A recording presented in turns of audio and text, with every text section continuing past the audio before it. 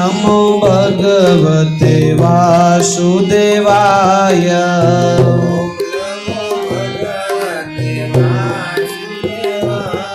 हरि ओम नमो भगवते वासुदेवाय।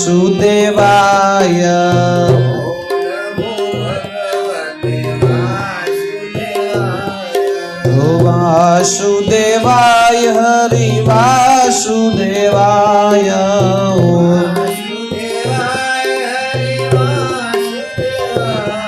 हरि ओम नमो भगवते वासुदेवाय।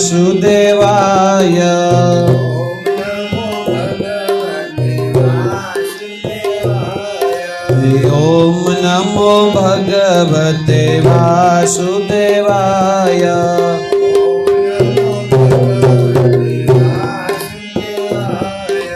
वासुदेवाय हरि वासुदेवाय।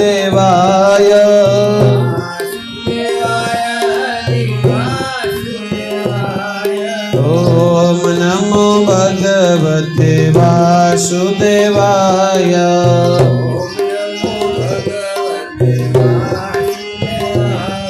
ओ श्री कृष्ण गोविंद हरे मुरारी।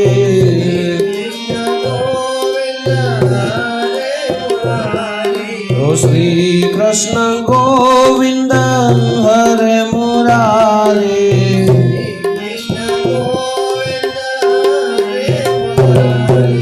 हे नाथ नारायण वासुदेवाय।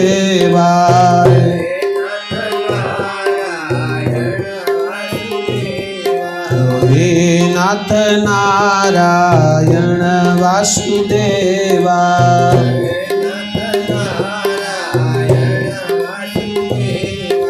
हे नाथ नारायण वासुदेवा।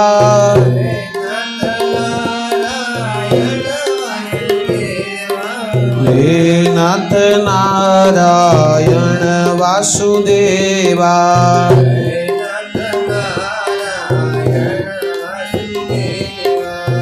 नमः शिवाय नमः शिवाय।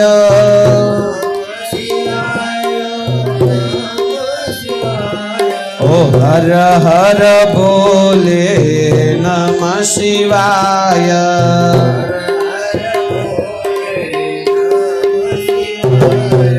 हर हर बोले नमः शिवाय।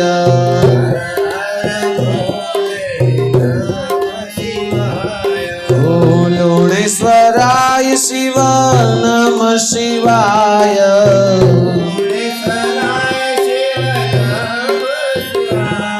ओ भावेश्वराय शिव नमः शिवाय।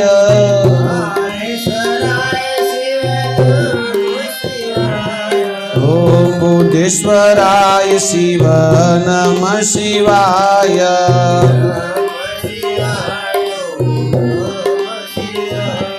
ओ नमः शिवाय शिव नमः शिवाय।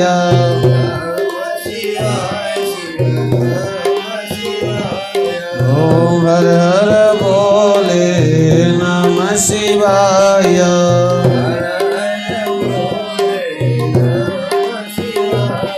ओ श्री राम जय जय राम।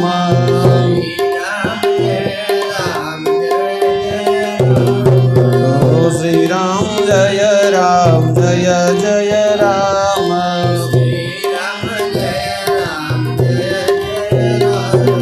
रामचंद्र भगवान की जय। भागवत जी भगवान की जय। विनायकं गुरुं भानुं ब्रह्म विष्णु महेश्वरान् सरस्वतीं प्रणम्यादो सर्वकार्यार्थ सिद्धये। આજે ભગવાન હનુમાનજી મહારાજનો શનિવાર છે એટલે દાદાની ચાલીસા કરીને આગળની કથા ચાલુ કરીએ। श्री गुरुचरण सरोज रज निज मन मुकुर सुधारी। वर्ण रघुवर विमल जसु जो दायक भलचारी। बुद्धिहीन तनु जानिके सुमिरौ पवन कुमार। बल बुद्धि विद्या देहु मोहि हरहु कलेश विकार। जय सिया रामा, जय जय सिया रामा बधाए बोलवा। जय हनुमान ज्ञान गुण सागर, जय सिया राम जय कपीस तेउ लोक उजागर, जय सिया राम जय जय सिया रामा। राम दूत अतुलित बल दामा, जय सिया राम अंजनी पुत्र पवन सुत नामा, जय सिया राम जय जय सिया रामा। महावीर विक्रम बजरंगी, कुमति निवार सुमति के संगी, जय सिया राम ओ कंचन बरन विराज सुबेसा, ओ कानन कुंडल कुंचित केसा। हाथ वज और ध्वजा विराजे, जय सिया राम जय जय सिया रामा। कांधे मूंज जनेऊ साजे, जय सिया राम हो जय सिया राम जय जय सिया रामा। जय सिया राम जय जय सिया राम। शंकर सुवन केसरी नंदन, जय सिया राम हो तेज प्रताप महाजगबंदन। ओ विद्यावान गुणी अति चातुर, ओ राम काज करिबे को आतुर।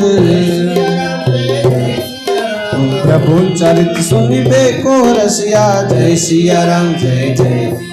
ओ राम लखन सीता मन बसिया, ओ सूक्ष्म रूप धरि सिंह दिखावा। विकट रूप धरि लंक जलावा, जय सिया राम जय जय सिया राम। भीम रूप धरि असुर संहारे, रामचंद्र के काज सवारे। ओ लाए सजीवन लखन जियाए, ओ श्री रघुबीर हर्षि उर लाए। रघुपति किन्ही बहुत बढ़ाई, जय सिया राम सिया रामा। तुम मम प्रिय भरत सम भाई, जय सिया राम जय जय सिया राम। सहस बदन तुम रोयस गावे, जय सिया राम जय जय सिया राम। हस कहि श्रीपति कंठ लगावे, समगादिक ब्रह्मादि मुनीसा, जय सिया राम। नारद सारद सहित यही साधे, यम कुबेर दिगपाल जहाते, जय सिया राम।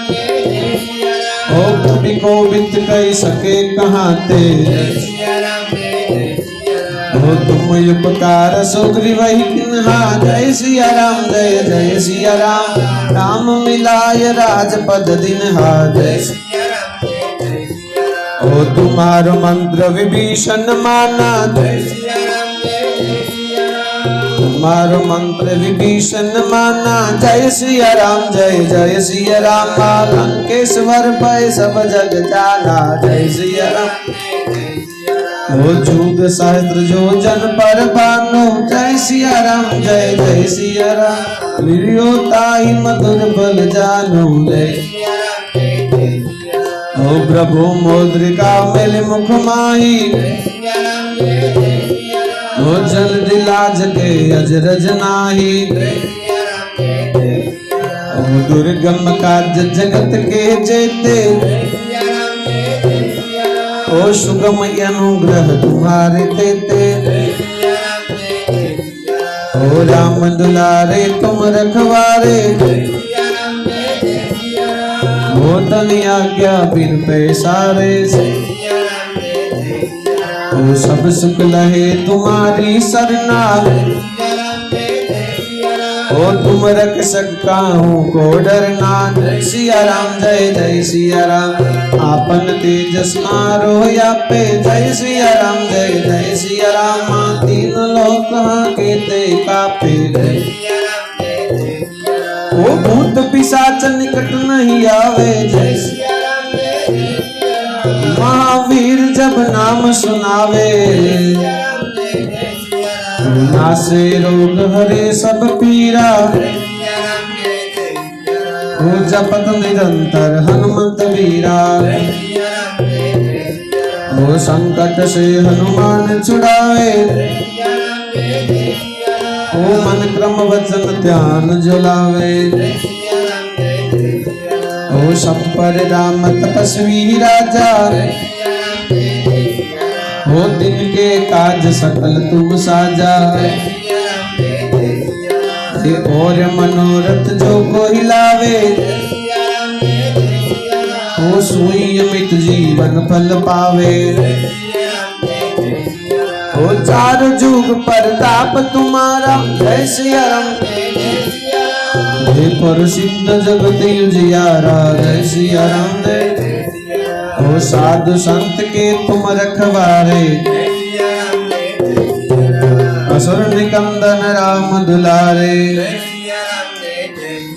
ओ अष्ट सिद्धि नौ निधि के दाता, जय सिया राम जय जय सिया राम, असवर दीन जानकी माता, जय सिया राम जय जय सिया राम, राम रसायन तुम्हारे पासा, जय सिया राम जय जय सिया राम, सदा रहो रघुपति के दासा, जय सिया राम जय जय सिया राम, तुम्हारो भजन राम को पाओ, जय सिया राम जय जय सिया राम, जन्म जन्म के दुख बिसरावे, जय सिया राम जय जय सिया राम, अंत काल रघुबर पुर जाई, जय सिया राम जय जय सिया राम, ध्यान जन्म हरि भक्त कमाई, जय सिया राम जय जय सिया राम, और देवता तन धरई, जय सिया राम जय जय सिया राम, हनुमत से सब सब करई, जय सिया राम जय जय सिया राम, संकट कटे मिटे सब पीरा, जय सिया राम जय जय सिया राम, जो सुमिरे हनुमत बल बीरा, जय सिया राम जय जय सिया राम, जय जय जय हनुमान गोसाई, जय सिया राम जय जय सिया राम, कृपा करो गुरुदेव की नाई, जय सिया राम जय जय सिया राम, जो सत पाठ पाठ कर कोई, जय सिया राम जय जय सिया राम, अंतै बंदी महासुख होई, जय सिया राम जय जय सिया राम, जो यह पढ़े हनुमान चालीसा, जय सिया राम जय जय सिया राम, ओम जीत जागे गौरी सा, जय सिया राम जय जय, तुलसीदास सदा हरि राम, जय सिया राम जय जय सिया राम, विजय नाथ हृदय महि डेरा, जय सिया राम जय जय सिया राम, पवन तनय संकट हरन मंगल मूर्ति रूप, राम लखन सीता सहित हृदय बसहु सुर भूप सियावर, रामचंद्र की जय, पवन सुत हनुमान की जय, उमापति महादेव की जय। श्रीमद् भागवत મહાપુરાણનું આપણે સૌએ રસપાન કરી રહ્યા છે, જેની અંદર આજે ચતુર્થ કે ચોથો દિવસ, કાલે વરાહ અવતારની આપણે કથા કરી. બ્રહ્માજીએ આ ધરતી બનાવી છે, પણ ધરતી રસાતળની અંદર છે, પાણીમાંથી બારી કાઢે કોણ? બ્રહ્માજી કે હું અશક્તિમાન છું, નારાયણની પાસે ગયા, નારાયણે વરાહનું રૂપ લીધું છે, અવતાર લીધો છે, અને રસાતાળમાંથી પૃથ્વીને બારે લાવી છે. હવે એવામાં દેવતાઓને ત્રાસ આપનારો હિરણાક્ષ નામનો એક રાક્ષસ હતો, અત્યંત ભયંકર પાપાચાર જેના રગરગની અંદર હતો. દેવતાઓને કષ્ટ આપવું, ઋષિઓને બ્રાહ્મણોને કષ્ટ આપવું, ગાયોને કષ્ટ આપવું, આ ધરતી પર હિંસા કરવી, આ હિરણાક્ષનું કાર્ય હતું. હિરણાક્ષ સ્વર્ગની અંદર આવી અને ઇન્દ્રાદી દેવતાઓને લલકારે છે કે મારી સાથે યુદ્ધ કરો, નહીતર અમરાવતી મને આપી દો. એવા સમયે હિરણાક્ષના ભયથી ભય પામેલા દેવતાઓ બધાએ ત્યાંથી નાસી ગયા છે, છુપાઈ ગયા છે. કારણ કે હિરણાક્ષ ખૂબ જ શક્તિશાળી ભયંકર અસુર છે, એના સમક્ષ જીતવું એ ખૂબ જ કઠિન બની ગયું છે. કારણ કે ભગવાન વિષ્ણુના દર્શન કરવા જ્યારે સનત કુમારો જતા હતા અને જય અને વિજય નામના દ્વારપાળે એમને અટકાયા છે, એટલે એમણે શ્રાપ આપ્યો હતો કે તમે રાક્ષસ બનજો, એટલે હિરણાક્ષ અને હિરણ્યકશિપુ તરીકે જન્મ થયો છે. એના પછી રાવણ અને કુંભકર્ણ તરીકે જન્મ થાય છે, અને એના પછી શિશુપાલ અને દંતવક્ત્ર, આ એ રાક્ષસ છે. નારદ મુનિ ત્યાં આવીને હિરણાક્ષને કહેવા લાગ્યા છે કે હિરણાક્ષ, આ દેવતાઓથી તું શું લડે છે? ઇન્દ્રાદિ દેવતાઓ તો તારી શક્તિ કરતા પણ એમનામાં તો ઓછું બળ અને સામર્થ્ય છે. જો તારે યુદ્ધ જ કરવું હોય તો નારાયણે વરાહ રૂપી અવતાર લીધો છે, વરાહ નારાયણ તરીકે તે પ્રગટ થયા છે. યુદ્ધ કરવું જ હોય તો તું એની સાથે જીતીને બતાવે તો માની શકાય. દંભી માણસ હોય, અભિમાની માણસ હોય, એને જો કોઈ લલકારે, એને જો કોઈ આવી રીતની વાત કરે તો એ એના મદની અંદર બધું ભૂલી જાય છે. જે માણસને કોઈ પણ વાતનું અભિમાન હોય, દંભ હોય, ટૂંકી બુદ્ધિનો હોય, એને કોઈ માણસ એના કરતાં પણ વધારે કોઈક શક્તિશાળી છે એવું કે એ માણસને બિલકુલ ના ગમે.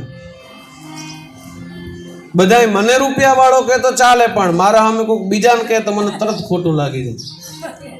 આવી વૃત્તિ એટલે જ હિરણાક્ષ. આ દૈત્યો તો જે તે સમયમાં થઈ ગયા, પણ એ બધાની વૃત્તિ આજ પણ આ મનુષ્ય દેહની અંદર ચાલી આવે છે. અને હિરણાક્ષ નારદ મુનિની સામે અત્યંત ક્રોધે ભરાયો છે. અરે વરાહ, ક્યાં છે તે વરાહ? યુદ્ધ માટે મારે લલકારવો છે વરાહને. નારદ મુનિએ કીધું કે ધરતી રસાતળની અંદર જતી રહી એટલે પૃથ્વીને બારે સ્થિત કરવા માટે વરાહદેવ ત્યાં ગયા છે. તો જાવું હોય તો તું પાતાળમાં જા. અને ભયંકર ક્રોધ લાવીને હિરણાક્ષ ચાલ્યો છે. રસ્તામાં વરાહ ભગવાન, જેનો વરાહનું પ્રાગટ્ય થયું હતું, શ્રી વરાહ ભગવાન કી જય, ભગવાનનો એક અવતાર છે. વરાહને જોઈને હિરણાક્ષ ખડખડાટ હસવા લાગ્યો છે. કારણ કે વરાહ એટલે સુવરનો અવતાર જ કહેવાય. ભગવાનની મુખાકૃતિ છે તે ભૂંડના મુખ જેવી છે, અને આગળ એક શિંગડું છે, વળેલો દાંત છે. આ જોઈને હિરણાક્ષ ખડખડાટ હસવા લાગ્યો. અરે, આ તો પ્રાણી કરતા પણ કુરૂપ છે. આ શેનો નારાયણનો અવતાર?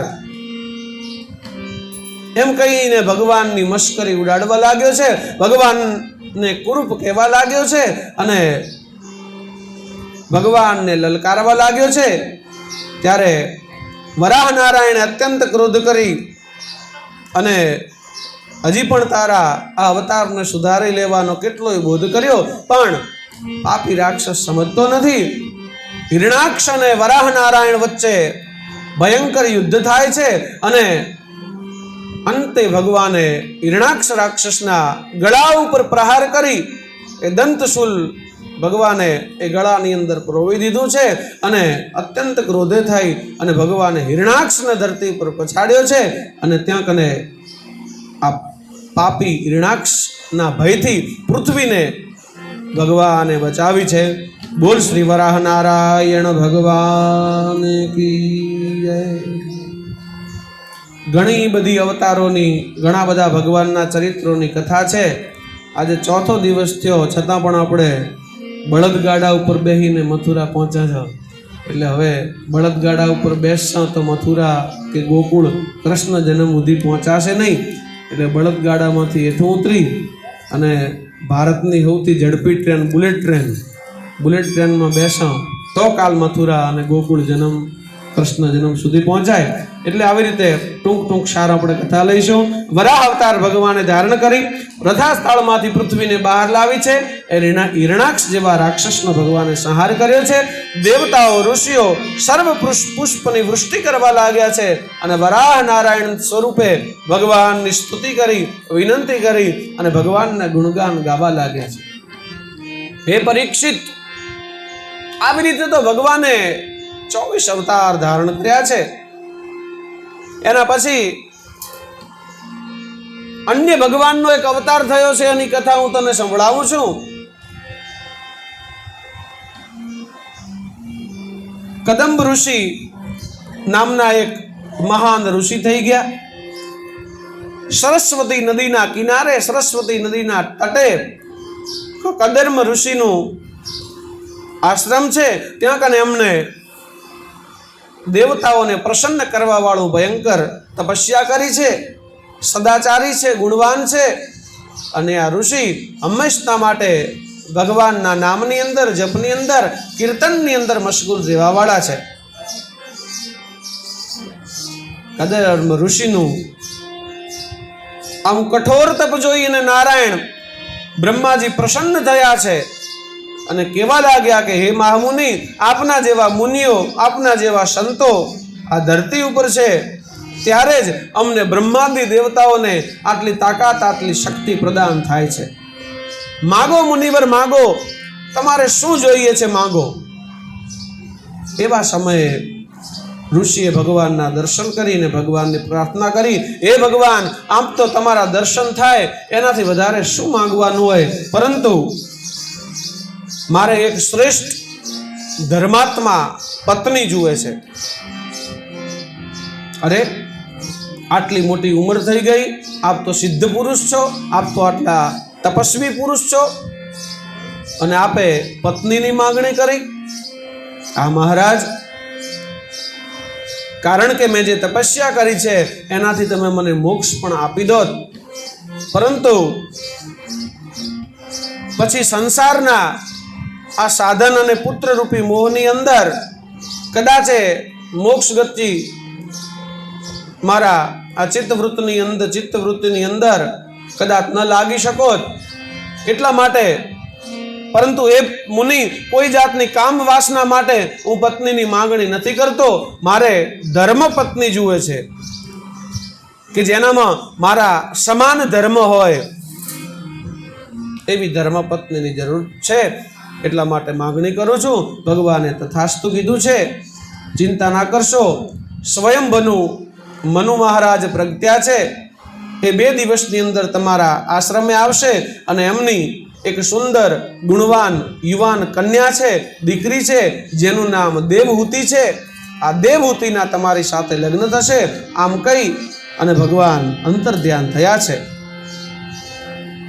અંતર્ધ્યાન ભગવાન થાય એની પહેલા ભગવાનની પાસે શ્રેષ્ઠ પુત્રની માંગણી કરી છે. ત્યારે ભગવાને કીધું કે ચિંતા ના કરશો કદર્મ મુનિ, હું સ્વયં તમારે ત્યાં પુત્ર બનીને અવતાર ધારણ કરીશ. હું સ્વયં તમારે ત્યાં પુત્ર રૂપે પ્રગટીશ. એવામાં ભગવાનના વચન ઉપર વિશ્વાસ રાખી અને મુનિ તો પોતાનું જીવન પસાર કરવા લાગ્યા. આમ 2-3 દિવસ થયા એટલે ફરતા ફરતા ત્યાં કને મનુ મહારાજ આવ્યા છે. તેમની સાથે તેમની ધર્મવાન, ગુણવાન અને શીલવાન પુત્રી છે, જેનું નામ દેવહૂતિ હતું. મુનિએ બેને બેસવા માટે દર્ભનું આસન પાથર્યું છે. કદર્મ મુનિને ખબર હતી કે ભગવાને આવો આશીર્વાદ આપ્યો છે, આ કન્યા મારી પત્ની બનવાની છે. લાવને આ કન્યા કેટલી ધર્માત્મા છે એનું હું પારખું કરી લઉં. દર્ભના આસન પાથર્યા છે. મનુ મહારાજ આસન ઉપર બેઠા છે. બીજું આસન દેવહૂતિ માટે છે. દેવહૂતિએ મનમાં વિચાર કર્યો, અરે, મારા પિતા તો આ ઋષિ પાસે મારું કન્યાદાન દેવા માટે કરીને આવ્યા છે. આ તો મારા પતિ થવાના છે, અને પતિ આસન પાથરી હાલે એના ઉપર જો પત્ની બેસે તો પાપ લાગે. કારણ કે પતિ પાસે કામ કરાવવું એ પણ શાસ્ત્રોએ એક અપરાધ માન્યો છે. આસન પાથર્યું એમાં પણ હું એમ મારા પતિના આસન પાથરેલા ઉપર હું ના બેસી શકું. એટલે દેવહૂતિએ પોતાની બુદ્ધિ વાપરી જમીન ઉપર બેઠા છે, પણ બેસતા પહેલા દર્ભ ઉપર પોતાનો હાથ મૂક્યો છે. એટલે એ આસનનો અનાદર, અપમાન પણ ન ગણાય અને પતિ પાસે કામ કરાવ્યું પણ ન ગણાય. આવું દેવહૂતિના સંસ્કાર જોઈ અને કદર્મ મુનિ ખૂબ જ પ્રસન્ન થયા છે. મનુ મહારાજે લગ્નની વાત કરી છે. મુનિએ કન્યાનો સ્વીકાર કર્યો અને કદર્મ મુનિ અને દેવહૂતિના લગ્ન થાય છે. બંને જણા ખૂબ જ શાંતિથી પોતાનું જીવન વ્યતીત કરવા લાગ્યા, તપ કરવા લાગ્યા, ભગવાનનું ભજન કરવા લાગ્યા. અને દેવહૂતિને એક કન્યાનો જન્મ થયો, બીજી કન્યા, ત્રીજી કન્યા, ચોથી કન્યા, આમ દેવહૂતિને નવ કન્યાનો જન્મ થયો છે. 9 દીકરીઓ જન્મતાની સાથે બંને જણા લક્ષ્મી આવવાથી પ્રસન્ન પણ છે અને ચિંતામાં પણ છે કે હવે તો કદર્મ મુનિ કહે છે કે મારી આ કાયા વૃદ્ધાવસ્થા તરફ જઈ રહી છે અને ભગવાને તો મને એવો આશીર્વાદ આપ્યો હતો કે તમારે ત્યાં પુત્ર બનીને હું પ્રગટીશ, પરંતુ આ તો કન્યાઓ છે. અરે હવે શું થશે? બંનેની ચિંતાઓ વધવા લાગી છે. મુનિએ પોતાની પત્ની દેવહૂતિને કીધું કે કદાચ આપણે આ સંસારની વાસનામાં આસક્ત થઈ ગયા છીએ, કદાચ આપણી ભક્તિમાં કંઈક ફેર પડ્યો હશે, કદાચ આપણી ભક્તિ પ્રભુના પ્રત્યે થોડી ઓછી થઈ હશે. આમ બંને જણાએ બ્રહ્મચર્ય વ્રત પાલન કરવાનો નિર્ણય લઈ અને ભગવાન પ્રસન્ન ન થાય ત્યાંથી તપસ્યા કરવાનો નિર્ણય લીધો છે, ભગવાનની ભક્તિ કરી છે. અને ત્યારે ભગવાને સ્વપ્નરૂપી એમને આશ્વાસન આપ્યું છે અને દેવહૂતિને ગર્ભે ભગવાન પ્રગટ્યા છે. ચારે બાજુ જાણે કે અષ્ટ સિદ્ધિ અને નવનિધિ આવતી હોય એવી રીતે ચારે કૌરનું સુખ કદર્મ મુનિ અને દેવહૂતિને અહેસાસ થવા લાગ્યો સુખનો. અને કારતક મહિનાની અંધારી પાંચમને બુધવારે ભગવાનનું એક અન્ય સ્વરૂપ જે દેવહૂતિના ગર્ભથી ભગવાન પ્રગટ થયા છે. બોલ શ્રી કપિલ નારાયણ ભગવાનની જય. કપિલ નારાયણ ભગવાને અવતાર ધારણ કરી અને પોતાની માતાને જે બોધ આપ્યો છે એ બોધ આખાએ જીવનની અંદર સુવાસ ભરી નાખવા માટે પૂરતો છે. આ જે બોધ આપ્યો છે એના જે શ્લોકો છે એનું આ સ્કંદની અંદર વર્ણન કરવામાં આવેલું છે. કપિલ મુનિનો જન્મ થયો છે, દેવતાઓએ દુદંભી વગાડ્યા છે, એમની સ્તુતિ કરી છે અને કપિલ મુનિ કપિલ નારાયણ મોટા થવા લાગ્યા છે. કન્યાઓને પરણાવવાની ચિંતા કદર્મ મુનિ અને દેવાહૂતિને થઈ છે. 9 કન્યાઓ તો છે પણ ચિંતા થઈ છે. પણ કદર્મ મુનિને યાદ આવ્યું, અરે સાક્ષાત મારા ઘરે જ ભગવાનનો અવતાર છે તો હું શું ચિંતા શું કરવા કરું, ચિંતા એમના ઉપર મૂકી દઉં. કપિલ નારાયણને વાત કરી છે, અરે પિતાશ્રી આપ ચિંતા ના કરશો, આ કન્યાઓ માટે, મારી 9 બહેનો માટે યોગ્ય ધર્માત્મા ઋષિવરો એમને પ્રાપ્ત થશે. આમ સમય જતાં 9 કન્યાના લગ્ન 9 ઋષિઓ સાથે કરાવવામાં આવ્યા.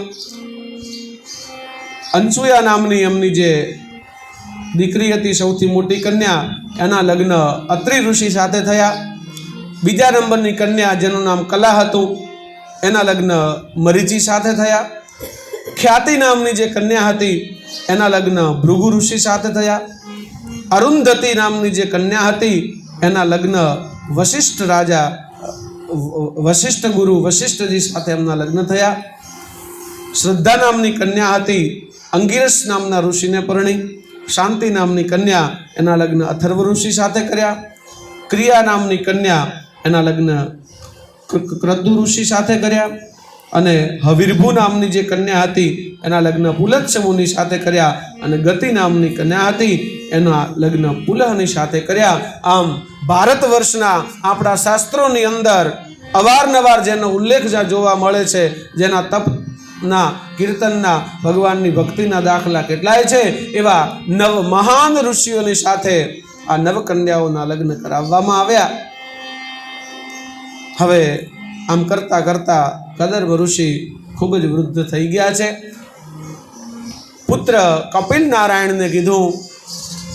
કપિલ નારાયણે સાક્ષાત ઈશ્વરનો અવતાર હતા. પોતાના પિતાને બોધ આપ્યો છે, જ્ઞાન આપ્યું છે અને મોક્ષની ગતિ મેળવવા માટે અને ભગવાનનું સંકીર્તન કરવા માટે આ સંસાર આ માયાને છોડી અને તપ કરવાનો આદેશ આપ્યો છે. કદર્મ મુનિ દીકરા કપિલ નારાયણના ભરોસે એના હસ્તક એની પત્નીને અને સર્વ સંસારને છોડી અને કદર્મ મુનિ તપ કરવા માટે ગયા છે અને સમય જતાં મોક્ષ પામ્યા છે. આ બાજુ દેવાહૂતિ પુત્ર કપિલ નારાયણ હતા આ બંને આશ્રમમાં રહેવા લાગ્યા છે. અને માતાએ એમને સ્મરણ થયું કે આ મારો પુત્ર છે તે કોઈ સામાન્ય પુત્ર નથી. અને માતાએ ધર્મના, નીતિના, જીવન જીવવાના, મોક્ષના, ઈશ્વર પ્રાપ્તિના કેટલાય પ્રશ્નો કપિલ નારાયણને પૂછ્યા છે. અને કપિલ નારાયણે સુંદર મજાનો પોતાની માતાને બોધ આપ્યો છે. જીવન ઉપયોગી કેટલીય વાતો કીધી છે. એમાં શ્રેષ્ઠ વાત તો એમને એવી કરી છે કે ઇન્દ્રિયો પર હંમેશના માટે સંયમ રાખવો જોઈએ. નરકના દ્વાર સુધી જો કોઈ વસ્તુ લઈ જતી હોય તો આપણે જે ઇન્દ્રિયોને લાડ લડાવીએ છીએ તે આ જીભ છે તે આપણી સ્વાદની ઇન્દ્રિય છે. આ જીભ આજ સુધીમાં કેટલાય ડબ્બા ઘી પી ગઈ હશે, છતાં પણ આ જીભને સંતોષ થતો નથી. 2 કલાક થયા હોય, 1.5 કલાક થયો હોય ખાવાનો, અને ફરીથી કંઈક સારી વસ્તુ જોઈ જઈએ તો તરત જ જીભ આપણને ગુલામ બનાવી નાખે છે અને તરત ને તરત એ વસ્તુ પ્રાપ્ત કરવાની આપણને ઈચ્છા થાય. આ શરીર એવું છે, એને રંગરોગાન કરવામાં, સારા વસ્ત્ર પહેરવામાં આપણે કેટલાય મોહાંત બની ગયા છીએ. અને જેમ આપણું શરીર, જેમ આપણી ઇન્દ્રિયો કહે છે એ પ્રમાણે આપણે વર્તન કરવામાં ને કરવામાં એના ગુલામ બની ગયા છે. બપોરના 2, 2:30, 3 વાગે એટલે સીધો ચા યાદ આવે.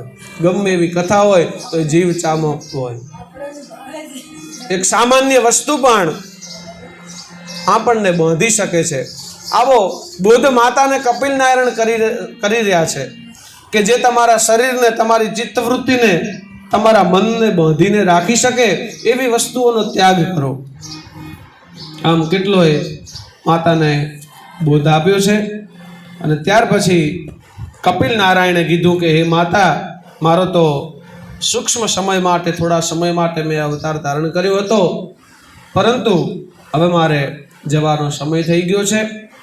આમ કહીને કપિલ નારાયણ ગંગા સાગર સંગમ તીર્થની અંદર જાય છે. ત્યાં કને નારાયણ રૂપ હતા. ભગવાન ત્યાંથી પોતાની નાનકડા અવતારની નાનકડી લીલા અને આપેલા બોધને પૂર્ણ કરી અને ફરીથી હરિમાં લીન થઈ જાય છે. આ બાજુ માતા દેવાહુતિ પણ ખૂબ ભજન કીર્તન કરવા લાગ્યા. અને એમ કરતાં કરતાં કાળ ધર્મ, સમય ધર્મ પૂરો થયો એટલે એ પણ લીન થઈ ગયા.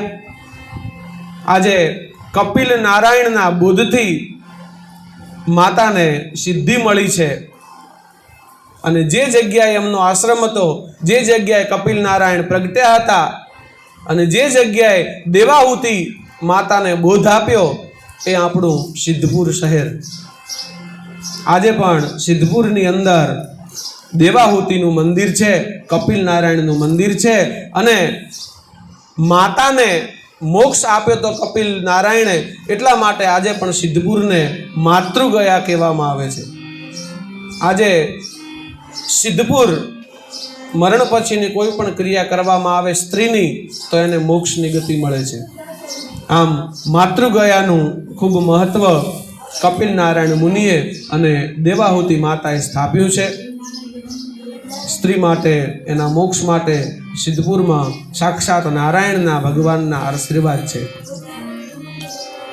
કહેવાય છે કે પરશુરામે પણ રેણુકા માતાનું શ્રાદ્ધ આ સિદ્ધપુરની ભૂમિની અંદર કર્યું હતું. સરસ્વતીના તટે, સરસ્વતી નદીના કિનારે પહેલાના સમયમાં સિદ્ધપુર વસેલું હતું. તો આવી રીતે કપિલ નારાયણનો પણ જન્મ આપણા જેવા અનેક ભક્તોને બોધ આપવાવાળો થયો છે. આમ કરતાં ભાગવત પુરાણનો 3જો સ્કંદ પૂર્ણ થાય છે. શ્રી ભાગવત ભગવાન કી જય. શ્રી કૃષ્ણ ગોવિંદ હરે મુરારી, હે નાથ નારાયણ વાસુદેવા. શ્રી કૃષ્ણ ગોવિંદ હરે મુરારી, હે નાથ નારાયણ વાસુદેવા. શ્રી કૃષ્ણ ગોવિંદ હરે મુરારી, હે નાથ નારાયણ વાસુદેવા.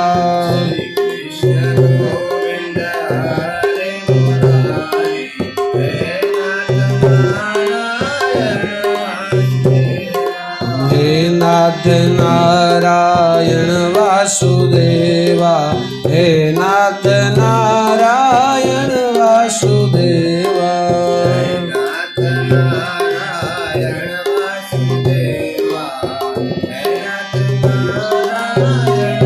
ત્યાર પછી ચોથા સ્કંદની કથા સંભળાવતા પરીક્ષિત રાજાને સુખદેવજી મુનિ કહી રહ્યા છે કે હે મુનિ, ત્યાર પછી ભગવાન શિવનો અનાદર કરવાથી શું ગતિ થાય છે?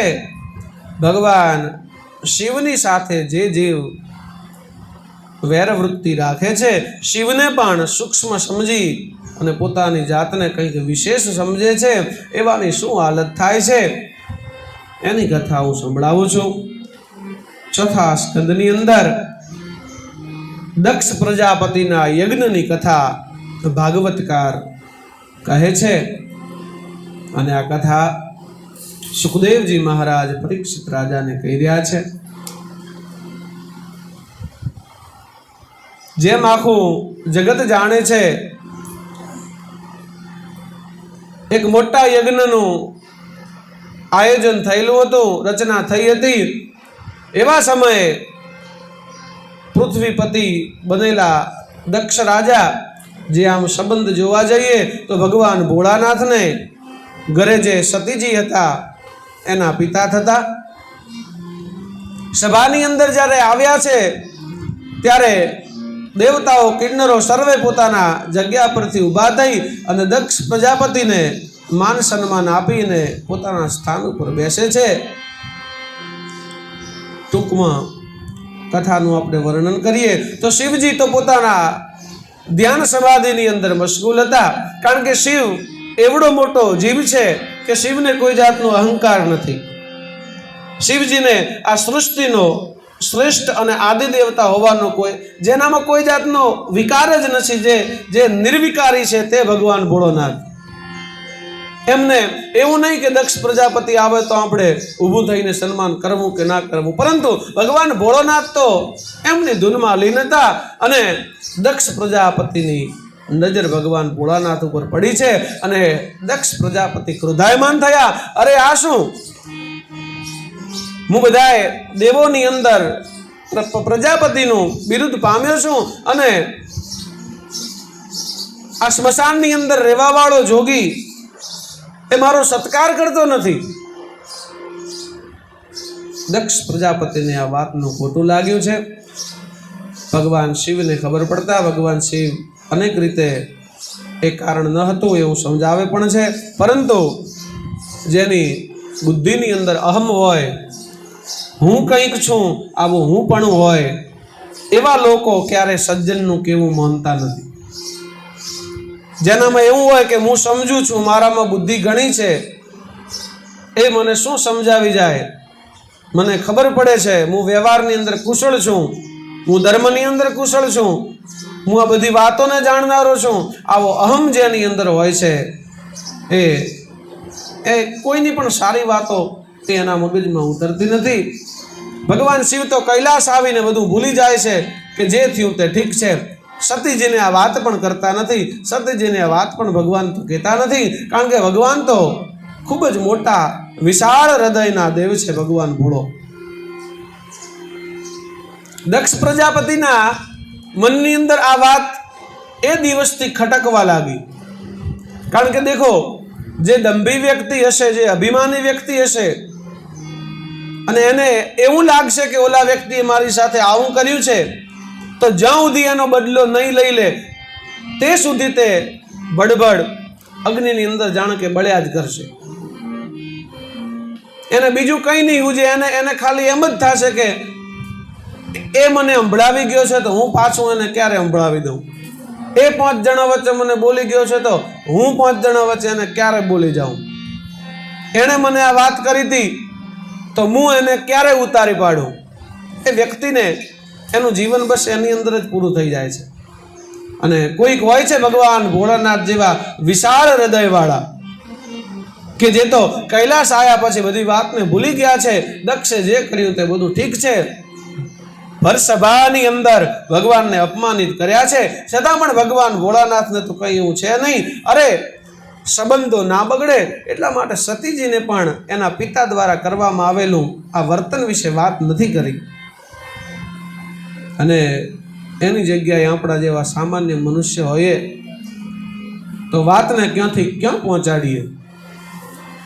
મહાદેવ જેવા તો ન થઈ શકાય, પરંતુ ભગવાને જે પણ લીલાઓ કરીને આપણને ભગવાન જે પણ ધર્મ શીખવવા ઈચ્છે છે એ આપણે શીખીને એમાં પ્રવીણ બનવાની કોશિશ કરવી જોઈએ. દક્ષ પ્રજાપતિએ યજ્ઞનું આયોજન કર્યું અને એ યજ્ઞ પુણ્ય કમાવવા માટે નહોતો, એ યજ્ઞ કોઈ દેવતાઓની આહુતિ આપવા માટે નહોતો, એ યજ્ઞ કંઈ સત્કાર્ય કરવા માટે નહોતો, પરંતુ એ યજ્ઞ એ ફક્ત ને ફક્ત ભગવાન ભોળાનાથથી બદલો લેવા માટે કરીને એ યજ્ઞ હતો. બધાય દેવતાઓને આમંત્રિત કર્યા છે, બધી એ પીઠોનું સ્થાપના કરી છે, પરંતુ દક્ષ પ્રજાપતિએ ભગવાન ભોળાનાથથી એવી રીતની દ્રષ્ટિ, એવી રીતનું વર્તન કર્યું છે. ભગવાન ભોળાનાથને આમંત્રિત કર્યા નથી અને ભગવાનથી બદલો અને પ્રતિશોધ લેવાની ભાવનાથી આ યજ્ઞ થઈ રહ્યો છે. બધા દેવતાઓ ના પાડે છે કે દક્ષ પ્રજાપતિ ભગવાન ભોળાનાથના સ્થાપન વગર, ભગવાન શિવની પૂજા વગર કોઈ પણ દેવતાઓ કોઈ જાતની આહુતિ કે પૂજાનો સ્વીકાર નથી કરતા. પરંતુ દક્ષ પ્રજાપતિ આજે કોઈની વાત માનતા નથી. યજ્ઞ શરૂ થયો છે. આ બાજુ ભગવાન ભોળોનાથ અને સતીજી બેઠા છે. ભગવાન ભોળોનાથ સારા સારા દ્રષ્ટાંત કહી અને સતીજીને બોધ આપી રહ્યા છે. એટલામાં તો દેવતાઓ, અપ્સરાઓ, ગંધર્વો, કિન્નરો સજી ધજી તૈયાર થઈ અને આકાશ માર્ગે વિમાનથી દક્ષ પ્રજાપતિના યજ્ઞની અંદર જવા માટે કરીને ત્યાંથી જઈ રહ્યા છે. આ બધું કૌતુક સતીજીએ આકાશ માર્ગે દેખ્યું છે. શિવજી કથા કહી રહ્યા છે, શિવજી બોધ ઉપદેશ આપી રહ્યા છે, છતાં પણ સતીજીનું ધ્યાન એ આકાશની અંદર છે. એ બધા તૈયાર થઈને જઈ રહેલા દેવતાઓમાં છે. અને એટલે મહાપુરુષો કહે છે કે સાક્ષાત શિવ જેવા શિવ જો તમને બોધ કરતા હોય, કથા કહેતા હોય, કંઈક સારી વાતો કહેતા હોય અને એમાં જો આપણું ધ્યાન ના હોય તો આપણું જીવન વિનાશ તરફ જ જવાનું છે. આજે શિવજીની વાતોમાં જેટલું લક્ષ નથી એટલું લક્ષ્ય સતીજીને આ બધા લોકોની અંદર છે. અને સતીજીએ ભગવાન જે કહેતા હતા એ વાતને ત્યાં ને ત્યાં સ્તબ્ધ કરાવી, ઊભી રખાવી અને સતીજીએ પૂછ્યું છે કે હે મહાદેવ, આ બધા સજી ધજીને ક્યાં જઈ રહ્યા છે? ભગવાને કીધું કે એ જાણવામાં કોઈ સાર નથી, પરંતુ સતીજી ખૂબ હઠ કરે છે. ત્યારે કહે છે કે તારા પિતાએ દક્ષ પ્રજાપતિએ એક મોટા યજ્ઞની રચના કરી છે, યજ્ઞ આરંભ કર્યો છે, આ બધા ત્યાં કને જઈ રહ્યા છે. અરે, મારા પિતાએ યજ્ઞનું આયોજન કર્યું તો ચાલો આપણે પણ જઈએ. ભગવાન કે કોઈ જાતનું આમંત્રણ નથી અને આમંત્રણ વિના સતીજી આપણે ત્યાં જઈશું તો આપણું હિત થશે નહીં, આપણું અમંગલ છે ત્યાં આપણું મંગલ થશે નહીં. હા, વાત સાચી છે કે પિતાનું ઘર હોય, ગુરુનું ઘર હોય, ત્યાં કને આમંત્રણની પણ રાહ જોવાય નહીં. પરંતુ કારણ કે શિવજી જાણતા હતા કે આ યજ્ઞ કોઈ પુણ્ય મેળવવા માટે નથી, ફક્ત ને ફક્ત મારાથી બદલો લેવા માટે, મારાથી પ્રતિશોધ રાખવા માટેનો છે. પરંતુ ઘણું બધું ભગવાન ભોળાનાથે ઉપદેશ આપ્યો, સતીજી સમજતા નથી. તો સારું, હું નહીં આવું, પરંતુ પોતાના ગણોને મોકલ્યા કે જાઓ સતીજીને એમના પિતાને ઘરે લઈ જાઓ. સતીજી એમના પિતાને ઘરે આતુરતાથી આવ્યા છે. કોઈ પણ સતીજી સામે જોતું નથી.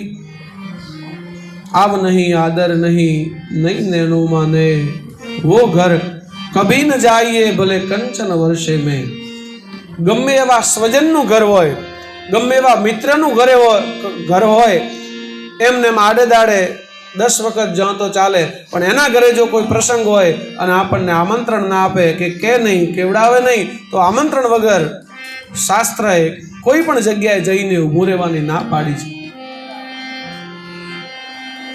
બધાએ સતીજીની અવગણના કરી છે. જે સખીઓની સાથે રમીને સતીજી મોટા થયા છે એ સખીઓ તરફથી પણ અવગણો જોવા મળ્યો છે. પિતાજી દક્ષ સામેથી આવતા હતા. સતીજીને થયું કે કોઈ વાંધો નહીં, હું પિતાજી કદાચ મને કહેવાનું ભૂલી ગયા હોય, હું એમને બોલાવું.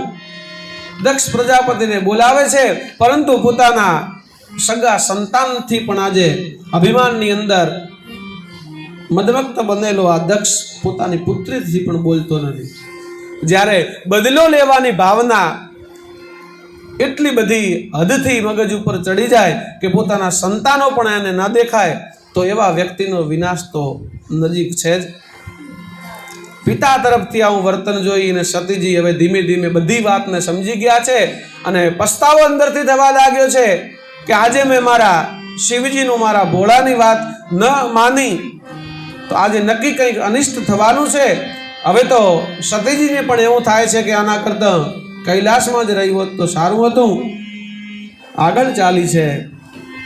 એક માતાએ પ્રેમથી સતીને બોલાવ્યા છે, છતાં પણ એમાં પણ સતીજીને કોઈ જાતનો સંતોષ થયો નથી. અને જ્યાં કને બધાય દેવતાઓનું સ્થાપન છે, યજ્ઞ થઈ રહ્યો છે, અગ્નિકુંડની અંદર અગ્નિને પ્રજ્વલિત કરવામાં આવ્યો છે, બ્રહ્માદિ દેવોનું પૂજન થઈ રહ્યું છે, જ્યાં કને ઋષિઓ દેવતાઓ સાથે મળીને મંત્રોચ્ચાર કરી રહ્યા છે. અને એવામાં સતીજીએ ચારે બાજુ જ્યારે બધા સ્થાપનો અને દેવતાઓને જોયા છે, બધાય દેવતાઓનો વાસ છે, બધાય આહુતિને સ્વીકારી રહ્યા છે, નૈવેદ્યને સ્વીકારી રહ્યા છે, પૂજનને સ્વીકારી રહ્યા છે, પણ ભગવાન ભોળાનાથનું કોઈ સ્થાન નથી, ભગવાન ભોળાનાથની કોઈ જગ્યા નથી. ઈશાન ખૂણાની અંદર મહારુદ્રનો વાસ હોય. આપણે ઉગમણું જોઈએ તો ઉગમણું અને ઉત્તરની વચ્ચેનો ખૂણો એટલે ઈશાન. ઈશાનની બાજુ સતીજીએ નજર કરી તો ત્યાં પણ ભોળાનાથનું સ્થાપન નથી. અને આ જોઈ અને સતીજીથી રેવરાણું નહીં. ચાહે ગમે એવું પિયર હોય, ચાહે ગમે એવા માતા પિતા હોય, પણ એક સ્ત્રી લગ્ન કર્યા પછી પોતાના પતિનું અપમાન ક્યારે સહન નથી કરી શકતી, ચાહે સામે સગો પિતા હોય કે સગી માતા હોય. આજે કોઈ પણ પ્રકારના વાંક વગર ભગવાન ભોળાનાથથી આવી ઈર્ષા રાખવામાં આવી છે. આ બધું જોઈને સતીજીથી સહન નથી થતું અને કુંડ પાસે આવી ભગવાન ભોળાનાથનું સ્મરણ કરે છે અને પોતાના પિતા દક્ષ પ્રજાપતિને અને ઉપસ્થિત દેવતાઓને સર્વને કેટલાય કડવા વચનો કહે છે કે જ્યાં કને શિવ નથી ત્યાં કને કોઈ જીવનું અસ્તિત્વ નથી હોતું. અને આજે શિવ વિના તમે અહીં કને ઉપસ્થિત થયા છો. સતીજી ક્રોધાયમાન થઈ આંખોની અંદરથી જાણે કે અગ્નિ પ્રગટતો હોય અને બધાયને કીધું કે તમને બધાયને ઉચિત દંડ મળશે. પિતાજી, તમે પિતા કહેવાને લાયક નથી, કારણ કે તમે ફક્ત મારા પતિથી, ફક્ત તમારા જમાઈથી નહીં, પરંતુ આખા એ સંસારના અધિષ્ઠા દેવ એવા શિવથી વેર બાંધ્યું છે. અને કદાચ શિવ તો તમને માફ કરી દેશે, હું તમને માફ નહીં કરી શકું. ક્રોધાયમાન થઈ અને મંત્રો ભણ્યા છે સતીજીએ. એમના જમણા પગના અંગૂઠામાંથી અગ્નિજી પ્રજ્વલિત થયા છે અને અગ્નિકુંડની અંદર પડીને સતીજી ભસ્મીભૂત થયા છે. આવું થતાની સાથે જ ભગવાન શિવજીના જે ગણો હતા, ઉપસ્થિત ગણો હતા, તે ભાન ભૂલ્યા છે અને આખા યજ્ઞનો વિધ્વંસ બોલાવવા લાગ્યા છે.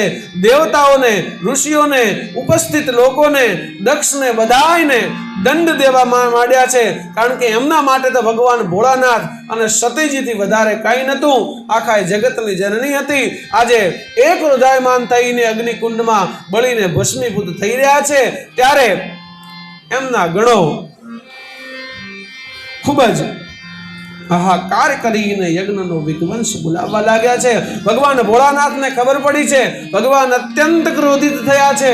પોતાની શિખામાંથી, પોતાની જટામાંથી વીરભદ્ર નામના ગણને મોકલે છે અને વીરભદ્ર નામનો ગણ આવી અને દક્ષના આખાય યજ્ઞનો વિધ્વંસ બોલાવવા લાગ્યો છે.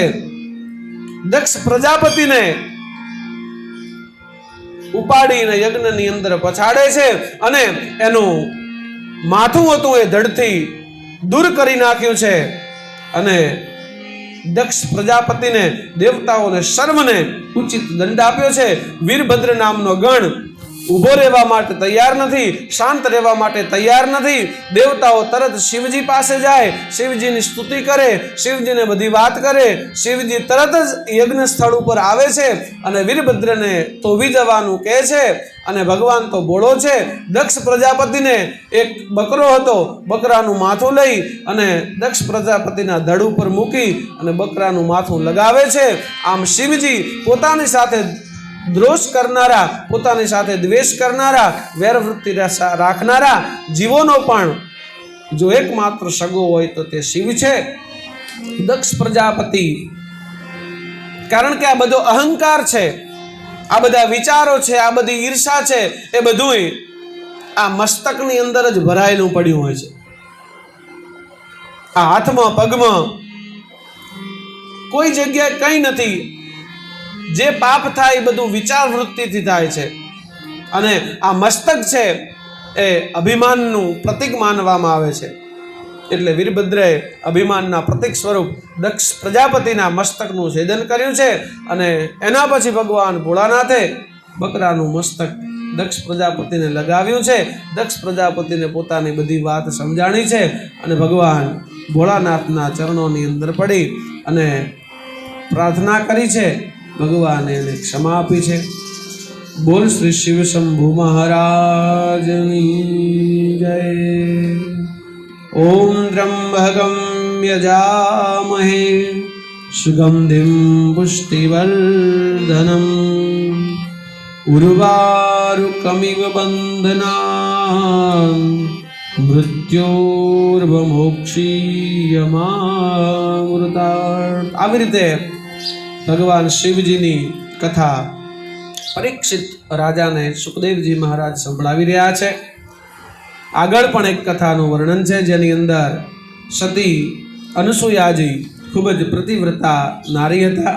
આમ આવા સતી અનસૂયા અને અત્રિ મુનિ આ બંનેની ઘણી બધી એવી ભક્તિ અને તપ ભેગું થયું હતું. અને એ તપના કારણે સતી અનસૂયા અને અત્રિના ઘરે ભગવાનનો એક બીજો અવતાર એટલે કે દત્તાત્રેય ભગવાનનો જન્મ થાય છે. બોલ શ્રી દત્તાત્રેય મહારાજ કી જય. દત્તાત્રેય નારાયણ ભગવાન કી. ત્યાર પછી પરીક્ષિત રાજાને બીજી 3-4 દ્રષ્ટાંતો વાળી બોધવાળી કથાઓ સંભળાવે છે. એના પછી ધ્રુવજીનું ચરિત્ર સંભળાવે છે. ભગવાનના ભક્ત થઈ ગયા ધ્રુવજી. ઉત્તાનપાદ નામનો એક રાજા હતો. એ રાજાને 2 રાણીઓ હતી, એક સુરુચિ અને બીજી હતી સુનીતિ. હવે જે સુરુચિ હતી એને એક પુત્ર હતો, એનું નામ હતું ઉત્તમ. અને સુનીતિ નામની જે પત્ની હતી એના પુત્રનું નામ હતું ધ્રુવજી. હવે આ સુનીતિ હતી એ ધર્મવાન હતી, ધર્મિષ્ઠ હતી, ભગવાનની ભક્ત હતી, પણ દેખાવમાં ભોળી હતી, દેખાવમાં સુરુચિ જેટલી સુંદરવાન નથી. અને સુરુચિ તો જન્મથી જ સુંદર હતી. એટલે ઉત્તાનપાદ નામનો જે રાજા છે એની આ 2 રાણીઓ છે, એમાંથી સુરુચિને ખૂબ વધારે પ્રેમ કરતો. અને સુરુચિની અંદર પણ સુનીતિ પ્રત્યે ખૂબ ઈર્ષા હતી. એટલા માટે એણે રાજાને કીધું કે હું એક જ રાણી છું, હું મહેલમાં રહીશ અને આ ધ્રુવ અને ધ્રુવની માતા જે સુનીતિ છે એ સુનીતિને તમે મહેલની બહાર રહેવાની આજ્ઞા આપો, નહીતર હું નહીં રહું. ઉત્તાનપાદ રાજા એ સુરુચિના પ્રેમવશ થયેલો, મોહવશ થયેલો ધ્રુવજી અને સુનીતિને મહેલની બહાર રહેવાનું કહે છે. આમ ઉત્તાનપાદ રાજાની માનીતી પત્ની એટલે સુરુચિ અને અણગમતી પત્ની એટલે સુનીતિ. હવે આ સુરુચિ છે તે સુનીતિ અને એના પુત્ર ધ્રુવ પ્રત્યે ખૂબ ઈર્ષા રાખતી. એક વખત ધ્રુવજી બધા બાળકોની પાસે રમતા હતા. એવામાં એક બાળકે એવું કીધું કે ધ્રુવજી, તું તો તારા પિતાને અળખમણો છે, તારી માતા પણ તારા પિતાને અળખમણી છે. નકાચમ એકને રાજા રાણીની જેમ રાખે છે અને તારી માતા સુનીતિને મહેલની બારે રાખે છે, એનું મોઢું જોતા નથી, અને તને પણ રાજા ક્યારે વહાલ કે પ્રેમ કરતા નથી. બાળકો જ્યારે આવી વાત કહે છે ત્યારે ધ્રુવજીને આ વાત મનમાં ઉતરી જાય છે. પોતાની માતા પાસે રમતા રમતા દોડતા દોડતા ધ્રુવજી આવે છે. અરે માતા, આ બાળકો મને આવું કહેતા હતા, વાત સાચી છે, મારા પિતા રાજા છે, છતાં પણ એમાં આપણે મહેલની બારે કેમ રહો છો, અને કેમ તું મને મારા પિતાની સમીપ જવા નથી દેતી? સુનીતિના આંખોમાંથી દળદળ આંસુ પડે છે. આવડા 5 વર્ષના ધ્રુવજીને કેવી રીતે સમજાવો કે બેટા, તારા પિતાને હું અણગમતી છું, મારા કરતાં વધારે સુરુચિ સુંદરવાન છે, એટલા માટે રાજા એની સાથે રહે છે, અને સુરુચિ પણ ઈર્ષાની અને દ્વેષની ભરેલી છે, એનો સ્વભાવ સારો નથી, મહેલની અંદર હું કે તું રહીએ એ એને નથી ગમતું. આ બધી વાત ધ્રુવજીને, એવડા નાના બાળકને માતા કેવી રીતે સમજાવે? અરે માં, મારે પિતા પાસે જવું છે અને મારે એમના ખોળામાં બેસવું છે. માતા એને ઘણો સમજાવે છે, પણ ધ્રુવજીએ તો હઠ પકડી છે. જ્યાં કને રાજા ઉત્તાનપાદ બિરાજમાન છે, એની પ્રિય પત્ની સુરુચિ જ્યાં કને બિરાજમાન છે, ત્યાં કને દોડતા દોડતા ધ્રુવજી આવે છે. ધ્રુવજીને ભાળી અને સુરુચિનું મોઢું ઉતરી ગયું છે. અરે તું કેમ રાજમહેલમાં આવ્યો? અરે માતા, મારે મારા પિતાના ખોળામાં બેસવું છે. અને રાજા પણ એવું ઈચ્છતો હતો કે ધ્રુવને પોતાના ખોળામાં બેસાડું, પણ એની પત્ની સુરુચિ સામે જોઈ અને વિચાર કરવા લાગ્યો, જો અને બેસાડીશ તો મારી પત્ની નારાજ થઈ જશે. અને અત્યારે પણ એવું છે, પત્ની નારાજ ના થવી જોઈએ. મા બાપ, ભાઈ, પાંડવો, સગા સંબંધી આ બધા નારાજ થાય, બોલે કે ના બોલે તો ચાલે, પણ પત્ની નારાજ ના થવી જોઈએ. રાજાએ ના પાડી દીધી, અને સુરુચિએ પણ ગુસ્સો કરીને ધ્રુવરાજને કીધું, ધ્રુવને, કે જો તારે તારા પિતાના ખોળામાં બેસવું પડે તો તારે મારી કુખેથી જન્મ લેવો પડે. જા જંગલમાં જતો રહે, તપ કર. જો તને ભગવાન પ્રસન્ન થાય તો કહેજે કે સુરુચિના પેટે જન્મ આલે તો તારા પિતાના ખોળામાં બેસી શકીશ. બાકી તું સુનીતિનો પુત્ર છે, અને સુનીતિ તારા આ રાજાને, તારા પિતાને અણગમતી છે, એટલે તું આજે ખોળામાં નહીં બેસી શકે ને કાલે નહીં બેસી શકે. જતો રે. 5 વર્ષના ધ્રુવને આ વાત હાડો હાડ લાગી ગઈ. ખૂબ દુઃખી થયો, આંસુ સારતો સારતો માતા પાસે આવ્યો છે. માતા સામે કંઈ બોલતો નથી. પુત્ર સંસ્કારી હતો, પરંતુ દાસીઓએ આ બધી વાત સુરુચિને કરી છે. સુરુચિ ખૂબ દુઃખી થઈ છે ને પુત્રને કીધું કે દીકરા, એમાં તું ચિંતા શું કરવા કરે છે? ભલે તારા ઉપર ગુસ્સો કરતી હોય, પણ એ પણ તો તારી માતા છે, એ પણ તારા પિતા છે. અને વનમાં જઈને તપ કરવાનું કીધું, એ તો સારું કીધું છે. વનમાં જઈને જો તપ કરીએ તો આપણને ભગવાન મળે. કારણ કે સુરુચિ ધારોત તો એના છોકરાના ધ્રુવના મગજમાં, સુનીતિ ધ્રુવના મગજમાં ઝેર ભરી શકો કે તારી ઓરમાન માતા આવી છે, તારો પિતા આવો છે, તારો હક તારે લઈ લેવાનો, એ તને શું કરવા ખોળામાં ના બેસાડે, આવી રીતે ચડાવી શકો, એના મગજમાં ઝેર ભરી શકો. પરંતુ સુનીતિએ વિચાર્યું કે આવું કરવાથી કેટલાય જીવન બરબાદ થાય, એના કરતાં મારા પુત્રને ભગવાનની ભક્તિ કરવાનું કીધું હોય તો ભલે કીધું હોય. ધ્રુવજીએ માતાને પ્રશ્ન કર્યો કે હે માતા, જંગલમાં જઈને તપ કરવાથી આપણને ભગવાન મળે? માતાએ કીધું કે હા બેટા, તું તો બાળક છે, તું તો નિર્દોષ છે, અને તું હરિનું ભજન કરીશ, તું ભગવાનનું ભજન કરીશ તો તને અવશ્યને માટે પરમાત્મા મળશે.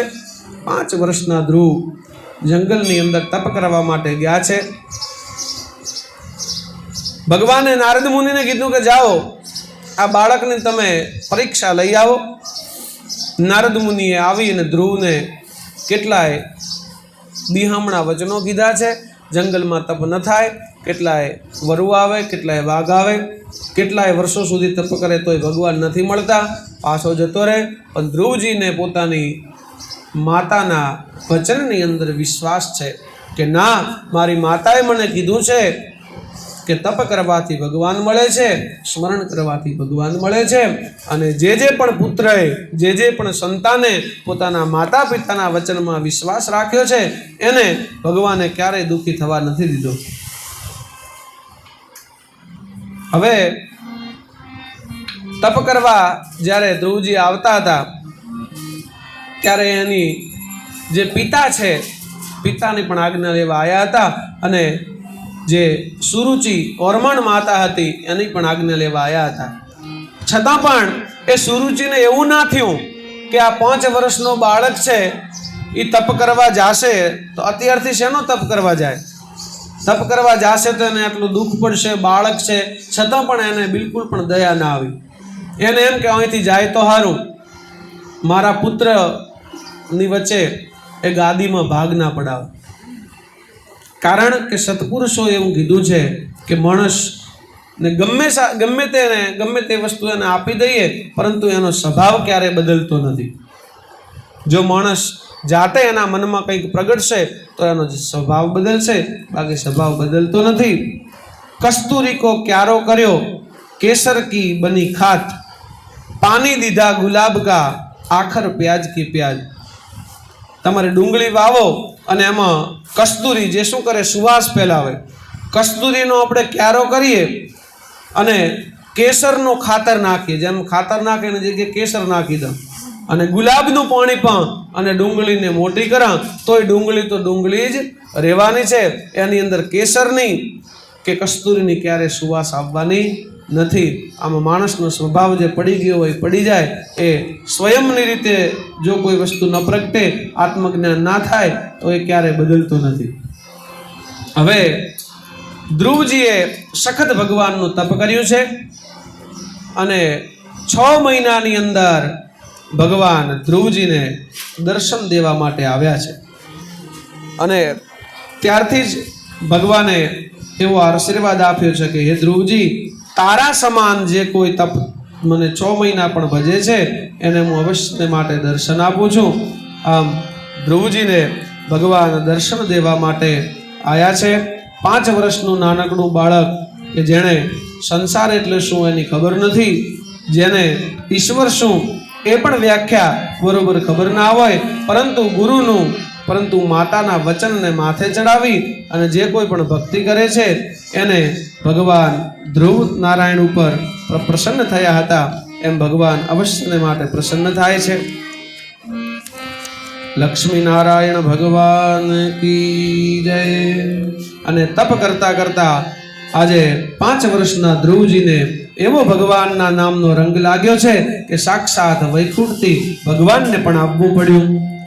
હે શ્રીજી આવો તે રંગ મને સીધ લગાડ્યો, શ્રીજી આવો તે રંગ મને સીધ લગાડ્યો, હો શ્રીજી આવો તે રંગ મને સીધ લગાડ્યો, શ્રીજી આવો તે રંગ મને સીધ લગાડ્યો. એ બીજો ચડતો નથી એકે રંગ વિઠ્ઠલનાથ, શ્રીજી આવો તે રંગ મને સીધ લગાડ્યો. હે બીજો ચડતો નથી એકે રંગ વિઠ્ઠલનાથ, શ્રીજી આવો તે રંગ મને સીધ લગાડ્યો. હે હું તો વ્રજમાં ગઈને મારું મન મોયું,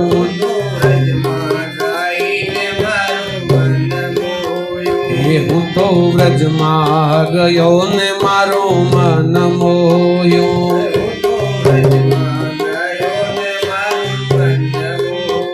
હે મારી મગન જાગી પૂરવાની પ્રીત વિઠ્ઠલનાથ, શ્રીજી આવો તે રંગ મને સીધ લગાડ્યો. હે કૃષ્ણ આવો તે રંગ મને સીધ લગાયો,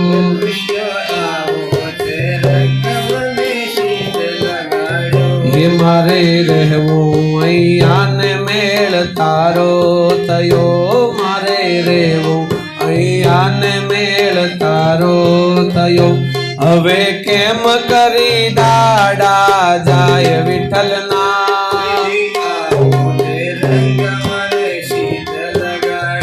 હવે કેમ કરી દાડા જાય વિઠ્ઠલના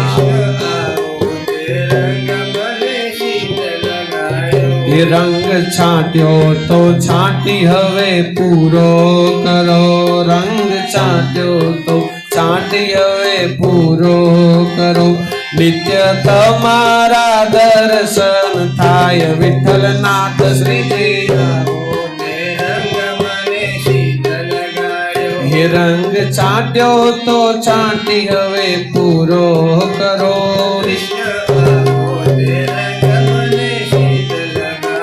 હે રોજ રોજ તારા દર્શન થાય વિઠ્ઠલનાથ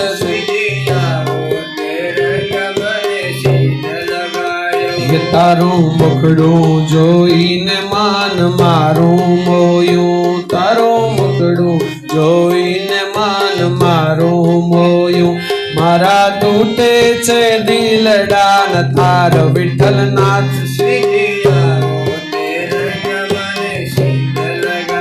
હે મારા તૂટે છે દિલડાના તાર વિઠ્ઠલનાથ હે દાસ માધવને આસરો છે તમારો દાસ માધવને આસરો છે તમારો એણે સર્વસ્વ અર્પણ કીધા વિઠ્ઠલના હે શ્રીજી આવો તે રંગ મને સીધ લગાડ્યો હે બીજો ચડતો નથી એકે રંગ વિઠ્ઠલના હે રામ આવો તે રંગ મને સિદ્ધને લગાવ્યો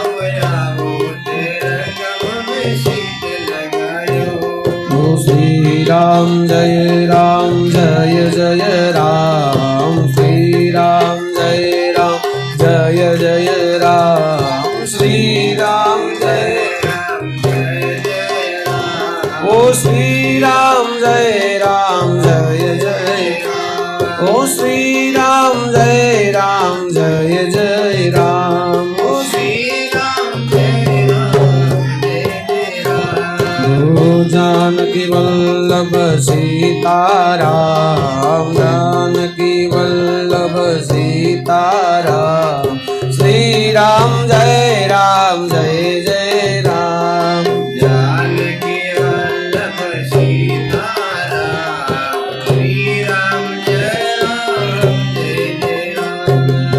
श्री राम जय राम जय राम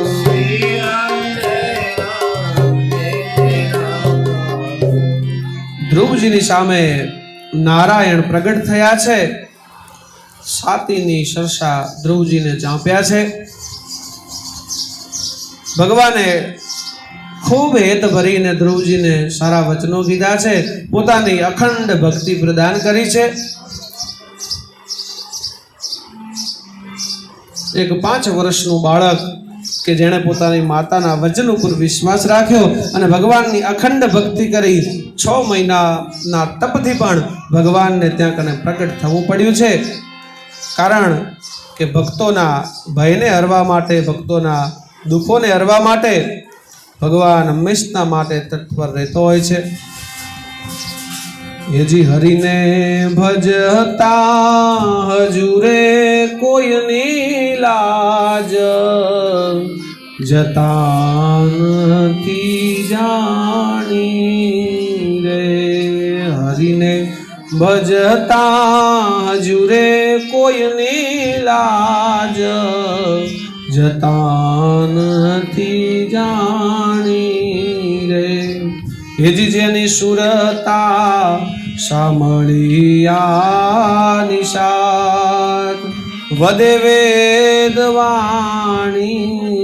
રે હે વાહલે ઉગાર્યો પ્રહલાદ, હિરણ્યાકશ્યપ માર્યો રે.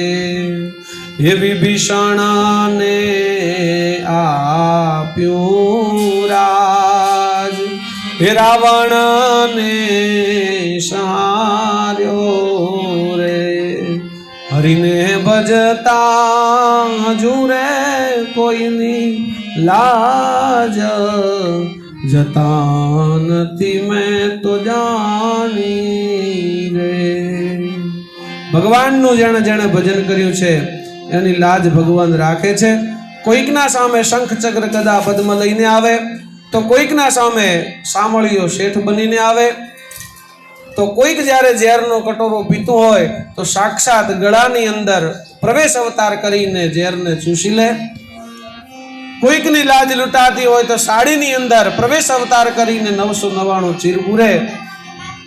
કોઈક ના કોઈક સ્વરૂપે ડગલે ને પગલે પરમાત્મા ક્યારે આવી અને આપણું કેટલું કામ કરીને જતો રહેતો હશે એની આપણને તો શું ખબર પડે. એજી વાલે નરસિંહ રે મહેતાને હાર, હાથો હાથ આપ્યો રે. ધ્રુવને આપ્યું અવિચળ રાજ, પોતાનો કરી સ્થાપ્યો રે.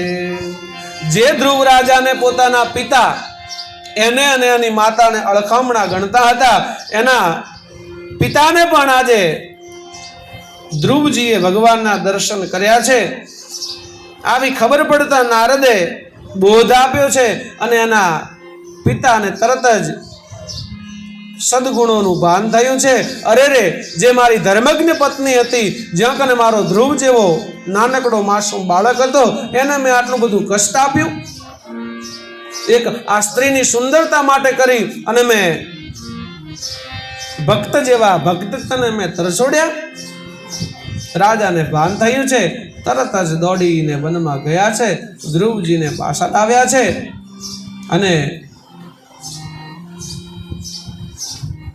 ધ્રુવજીની માતાને પણ રાજાએ તેડાવી અને પોતાના મહેલમાં લાવ્યા છે, ક્ષમા યાચના કરી છે. અને આ બધું જોઈ અને સુરુચિ હતી એનું પણ હૃદય પરિવર્તન થયું છે અને એક નાનકડો 6 માસનો બાળક આખી 71 પેઢીને તારવા માટે સક્ષમ બન્યો છે. અને જ્યાં કને રાજ્યનો થોડા ઘણો ટુકડો પણ કદાચ એના ભાગમાં ના હોત, પરંતુ ભક્તિના કારણે ભગવાને ધ્રુવજીને આખી સૃષ્ટિનું અવિચળ રાજ આપ્યું છે. હે વાલે નરસિંહ રે મહેતાને હાર, હાથો હાથ આપ્યો રે. અને ધ્રુવને આપ્યું અવિચળ રાજ, પોતાનો કરી સ્થાપ્યો રે. હરિને ભજતા હજી રે કોઈની લાજ, જતા નથી મેં જાણી રે. પણ કેવાની લાજ ના જાય કે જેનું ચિત્ત, જેનો વિશ્વાસ ને જેની સુરતા સામળિયાને જેને સમર્પિત કરી દીધી હોય એ. હે જેની સુરતા સામળિયાની શાન, હે વધેરે વેદવાણી રે.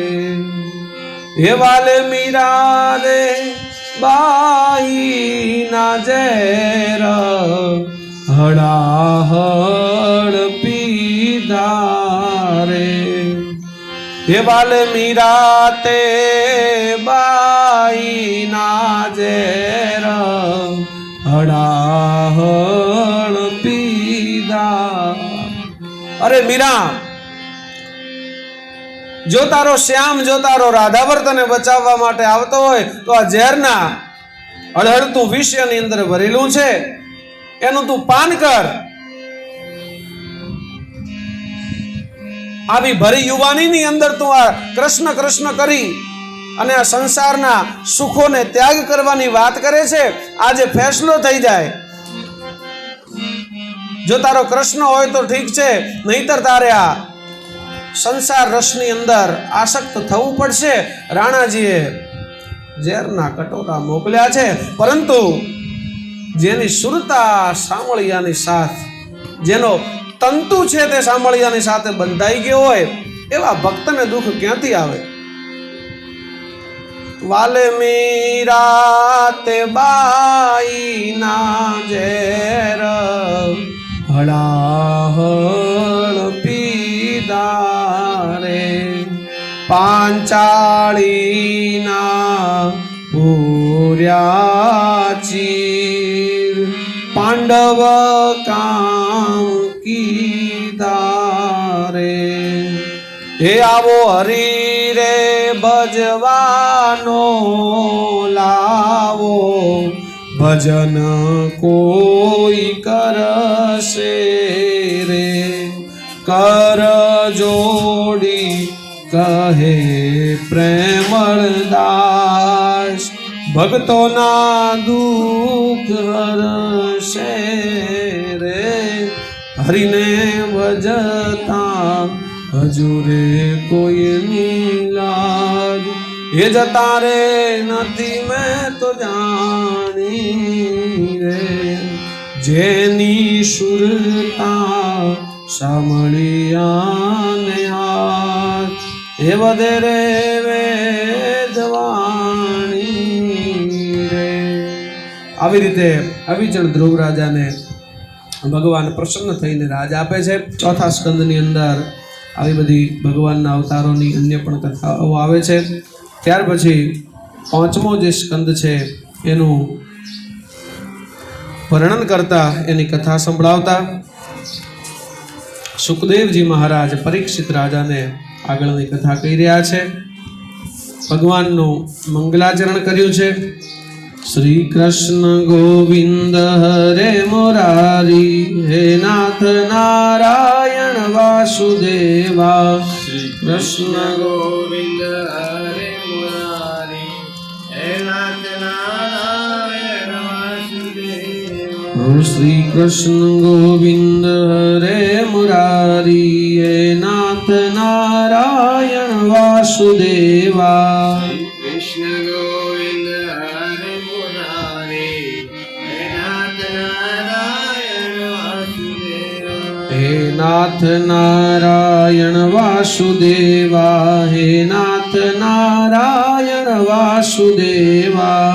હે નાથ નારાયણ વાસુદેવા, હે નાથ નારાયણ વાસુદેવા. કૃષ્ણ કનૈયા લાલ કી જય. ત્યાર પછી પાંચમા સ્કંદની કથા સંભળાવે છે. પાંચમા સ્કંદની અંદર ઋષભદેવ નામનો ભગવાનનો અવતાર થયો છે. પરમહંસોની એકબીજા સાથે તુલના કરવામાં આવી છે. નાભિરાજાના પુત્રનું નામ ઋષભદેવ હતું. તેમણે જ્ઞાના અવતાર માનવામાં આવે છે. જ્ઞાની પરમહંસોને જગતમાં કેવી રીતે રહેવું, કેવી રીતે વર્તન કરવું અને જીવન પાછળનો હેતુ શું છે, આવો ઋષભદેવે સર્વનો ત્યાગ કરી અને ભગવાનના આ અંશ દ્વારા જગતને બોધ આપ્યો. બોલ શ્રી ઋષભદેવ નારાયણ ભગવાન કી જય. ત્યાર પછી આ સ્કંદની અંદર ઋષભદેવની અને ભરતજીની કથા આવે છે અને એ કથા પણ વૃત્તાંતથી વિસ્તારથી સુખદેવજી મહારાજ સમજાવી રહ્યા છે. અને પરીક્ષિત રાજા જેને 7 દિવસની અંદર તક્ષક નાગ કરડવાનો છે, જેનું મૃત્યુ નજીક છે, એ આ સુંદર મજાની કથા સાંભળી અને ધીમે ધીમે પોતાના પાપોમાંથી મુક્ત થઈ રહ્યા છે અને વૈરાગ્યની પ્રાપ્તિ કરી રહ્યા છે. અને આ બધી કથાઓ સંભળાવીને પાંચમા સ્કંદની પણ પૂર્ણાહુતિ કરે છે. તીસરી પંચમ સ્કંદ સમાપ્ત. કૃષ્ણ કનૈયા લાલ કી. શ્રી કૃષ્ણ ગોવિંદ હરે મુરારી, હે નાથ નારાયણ વાસુદેવા. કૃષ્ણ ગોવિંદ હરે મુરારી, હે નાથ નારાયણ વાસુદેવા. ઓમ સ્કંદ છઠ્ઠા સ્કંદની કથા સંભળાવતા અનેક કથાઓ કહે છે અને એમાં નામનો પણ મહિમા આવે છે. અન્ય કોઈનો તરછોડાયેલો વ્યક્તિ ભગવાન પાસે જાય તો તરી જાય, પણ ભગવાન જેને તરછોડે એને આ જગતની અંદર બચાવવા વાળું બીજું કોણ? લંકાથી જ્યારે પાછા ફર્યા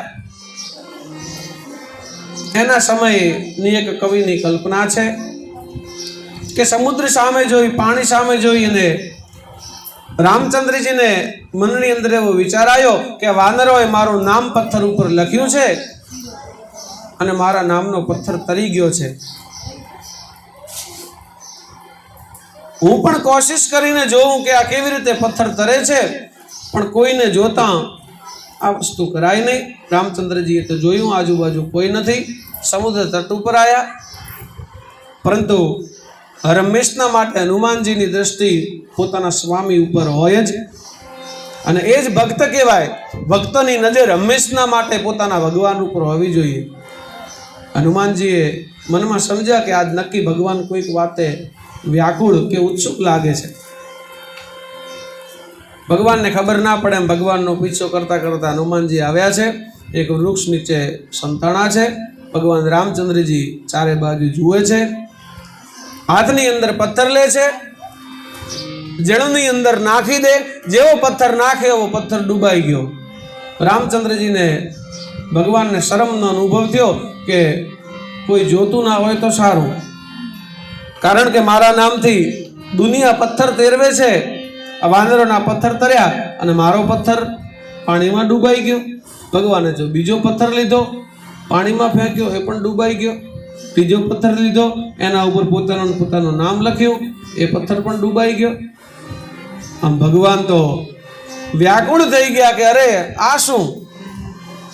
ભગવાન તો ચિંતામાં આવી ગયા. ત્યાં હનુમાનજી આવ્યા. અરે ભગવાન, આપ શું કરતા હતા એ બધું મેં નિહાળ્યું છે. ભગવાન વધારે વ્યાકુળ થયા. હનુમાનજી કે હે રામચંદ્રજી, હે સ્વામી, હે નાથ, આપ આટલા વ્યાકુળ ના થશો. જે થયું છે તે બરોબર થાય છે. અરે પણ મેં પથ્થર નાખ્યો તો એ ડૂબાઈ ગયો. હનુમાનજી કહે છે કે એવું જ થાય મહારાજ, કારણ કે જગતની દ્વારા ત્યાગ કરાયેલી કોઈ પણ વસ્તુ આપના હાથમાં આવે તો તે ભગવાન બચી જાય છે અને તરી જાય છે. પણ તમારા હાથથી જ જે કોઈ વસ્તુ તરછોડાઈ જાય, તમે જ જેને ફેંકતા હો એને જગતમાં તારનાર કોણ છે? રામ. આવી રીતે ભગવાનનું નામ એ તારનારું છે. એનો બધો બોધ આ છઠ્ઠા સ્કંદની અંદર આપવામાં આવેલો છે. અને અજામિલની ત્યાં આંખ ઉઘડી ગઈ છે. ફરીથી ખાલી પુત્રનું નામ લેવાથી એનું જીવન સુધરી ગયું છે. આમ નામનો મહિમા અને મહત્વ સમજાવતી આ સુંદર મજાની દ્રષ્ટાંત રૂપ કથા, અજામિલની કથા સુખદેવજી મહારાજ પરીક્ષિતને સમજાવી રહ્યા છે. નામનો, કીર્તનનો ખૂબ મહત્વ છે. અજાણતા પાપાચાર કરવા વાળો વ્યક્તિ પણ જો ભગવાનનું નામ લે છે તો પણ એના પાપો દૂર થાય છે. તો ભગવાનમાં આસ્થા રાખી ભગવાનની ભક્તિની સાથે ભગવાનનું સ્મરણ કરવામાં આવે તો ભગવાન અવશ્યને માટે એ જીવનું કલ્યાણ કરે છે. નારાયણ નારાયણ શ્રીમન નારાયણ.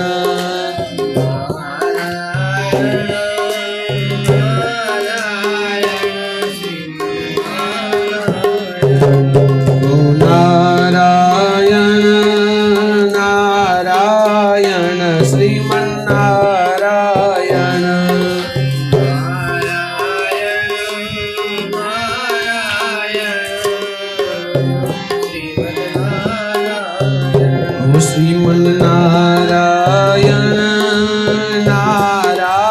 નારાયણ શ્રીમન નારાયણ.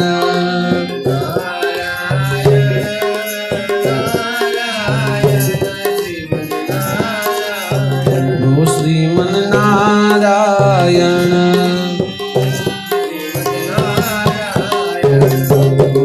નારાયણ નારાયણ શ્રીમન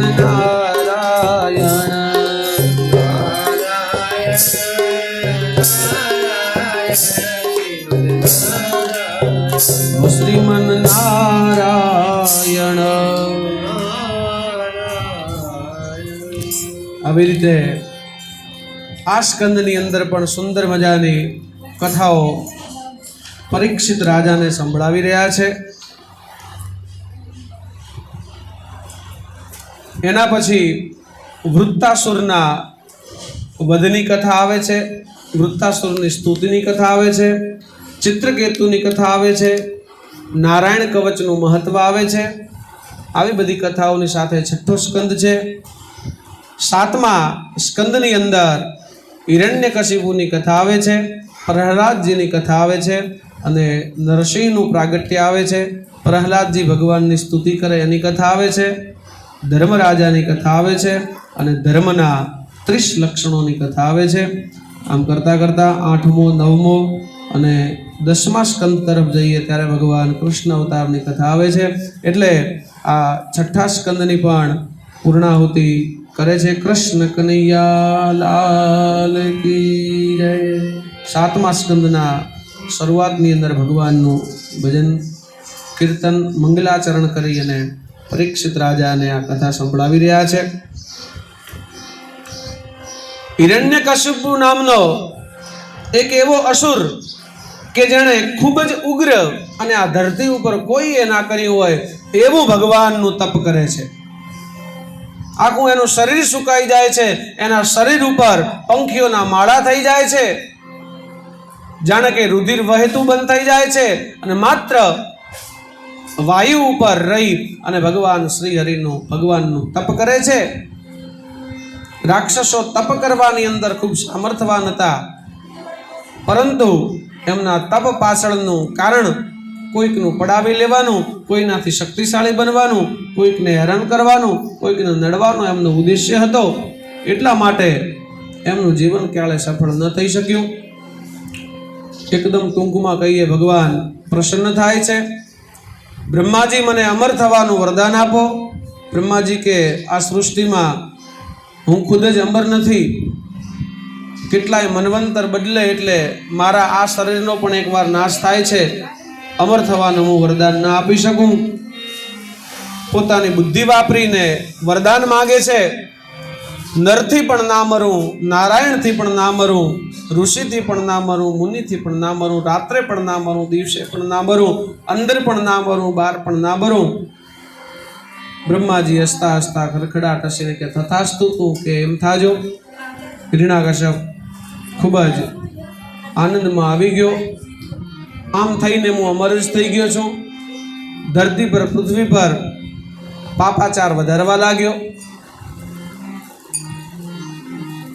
4 સ્થાન એવા હતા કે જે એનાથી પણ નતા જીતાતા, અને જ્યાં સુધી આ ધરતી ઉપર ભક્તિ હોય ત્યાં સુધી ભગવાનના સ્થાન જીતી શકાતા નથી. એટલે એણે વિચાર કર્યો કે હવે કોઈને પણ ભગવાનનું નામ નહીં લેવા દઉં. ભગવાનનું નામ લેવા અટકાવવા માટે પોતાના રાક્ષસોને આજ્ઞા આપી દીધી. જે પણ ભગવાનનું નામ લેતું હોય, જે કોઈ પણ ભગવાનનું સ્તુતિ કરતું હોય, જે પણ ભગવાનના નામનો પાઠ થતો હોય, યજ્ઞ થતો હોય, એ બધાને કાપી નાખવાના. એમના રુધિરની નદીઓ ભલે વહેતી હોય, ભગવાનનું નામ સદંતર બંધ થઈ જાય એવા પ્રયત્નો રાક્ષસો કરતા હોય છે. પરંતુ દિવ્ય વિઠ્ઠલનું, નારાયણનું નામ તો કેમ બદલવાનું? એના ઘરે જ એક એવો ભાગવત પુત્રનો જન્મ થાય છે, પ્રહલાદજી. એ પણ એના પિતાની પાછળ ને પાછળ ક્યાંય કોઈને ભગવાનનું નામ લેવા દેતા નથી. પરંતુ અચાનક પ્રહલાદજીને બોધ થવાથી અને નારદજીના સંવાદનું સ્મરણ થવાથી ભગવાનની ભક્તિ લાગે છે. હિરણ્યકશ્યપ ઘણો બધો વ્યાકુળ થાય છે કે આખા જગતમાં ભગવાનનું નામ બંધ કરાવવાનો મારો પ્રયત્ન છે, પણ મારા ઘણે જ આવો ભક્ત ભાગ્યો છે. પ્રહલાદજીને મરાવી નાખવા માટે કરી કેટલાય પ્રયત્નો કરે છે, પરંતુ જેને બચાવવા વાળો ભગવાન હોય એને મારવા વાળું કોણ? અનેક પ્રયત્નો કરવામાં આવે છે. હોલિકાને વરદાન છે કે ચૂંદડી ઓઢીને બેસે તો એ બળે નહીં. પ્રહલાદજીને ખોળામાં બેસાડી દીધા. અગ્નિ લગાવવામાં આવી છે. પ્રહલાદજીને ભગવાને ઉગાર્યા છે. વાયુ વેગે ભગવાન પ્રગટ થઈ ચૂંદડી ઉડાડી હોલિકાનું દહન થયું છે. આવા કેટલાય પ્રયત્નો કર્યા છે અને અંતે ખૂબ હિરણ્યકશ્યપ ત્રાસી ગયો છે. આખી સભાને બોલાવી છે અને વચ્ચે એક સ્તંભ હતો, એને ઉકળાટ કરે, અગ્નિ પડે એવો લોહના સ્તંભને ગરમ કરાવવામાં આવ્યો છે. પ્રહલાદને બોલાવ્યો, જો તારો ભગવાન સાચો હોય તો આને તું બાથ ભરીને જો. બધાએ ખૂબ, એની માતા ખૂબ વ્યાકુળ કરવા લાગી, બધાએ રાક્ષસો હાસ્ય કરવા લાગ્યા. આજે ખબર કે તારો ભગવાન, તારો ઈશ્વર, તારો વિઠ્ઠલ હશે કે નહીં હોય. અને પ્રહલાદજીના મોઢા ઉપર ક્યાંય દુઃખ નથી, પ્રહલાદજીના મોઢા ઉપર ક્યાંય શોક નથી. અને પ્રહલાદજી ભગવાનનું ભજન કરવા લાગ્યા. વિઠ્ઠલ વિઠ્ઠલ વિઠ્ઠલા હરિ ઓમ વિઠ્ઠલા, વિઠ્ઠલ વિઠ્ઠલ ઓ વિઠ્ઠલ વિઠ્ઠલ વિઠ્ઠલા હરિ ઓમ વિઠ્ઠલા, વિઠ્ઠલ ઓ કોણે કોણે વિઠ્ઠલા હરિ ઓમ વિઠ્ઠલા,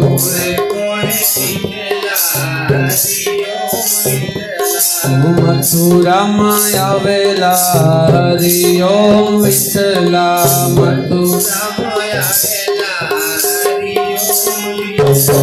વાસુદેવ વિઠ્ઠલા હરિ ઓમ વિઠ્ઠલા,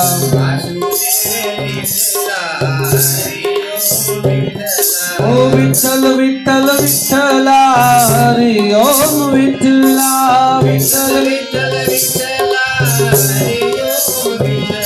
ઓ વિઠ્ઠલ વિઠ્ઠલ વિઠ્ઠલા હરિ ઓમ વિઠ્ઠલા, વિઠ્ઠલ વિઠ્ઠલ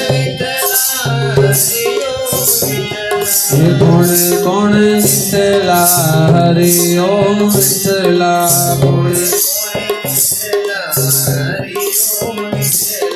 ગોકુળમાં આવેલા હરિ ઓમ વિઠ્ઠલા, ગોકુળમાં આવેલા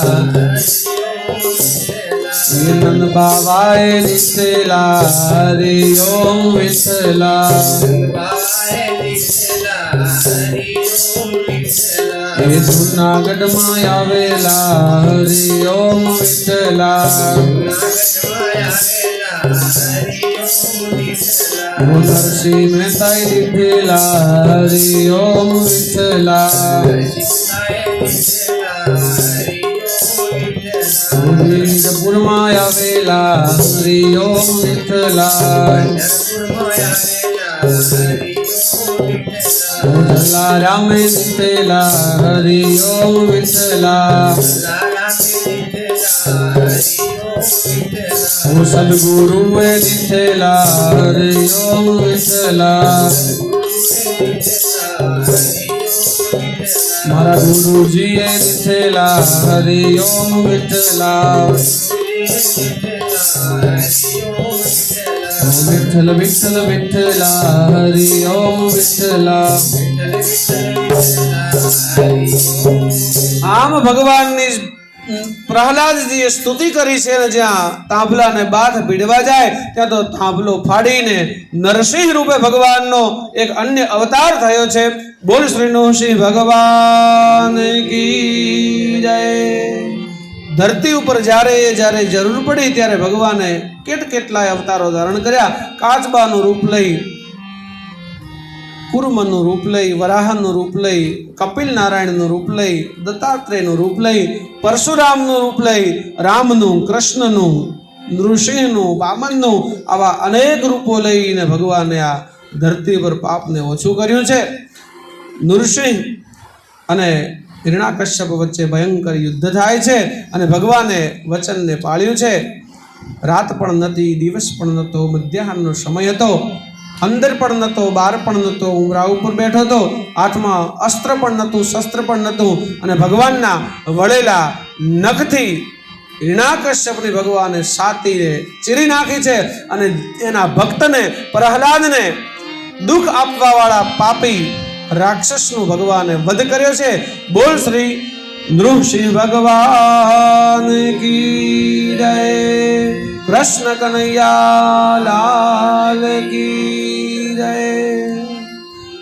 वेद व्यास भगवान की जय। सुखदेव जी महाराज की जय।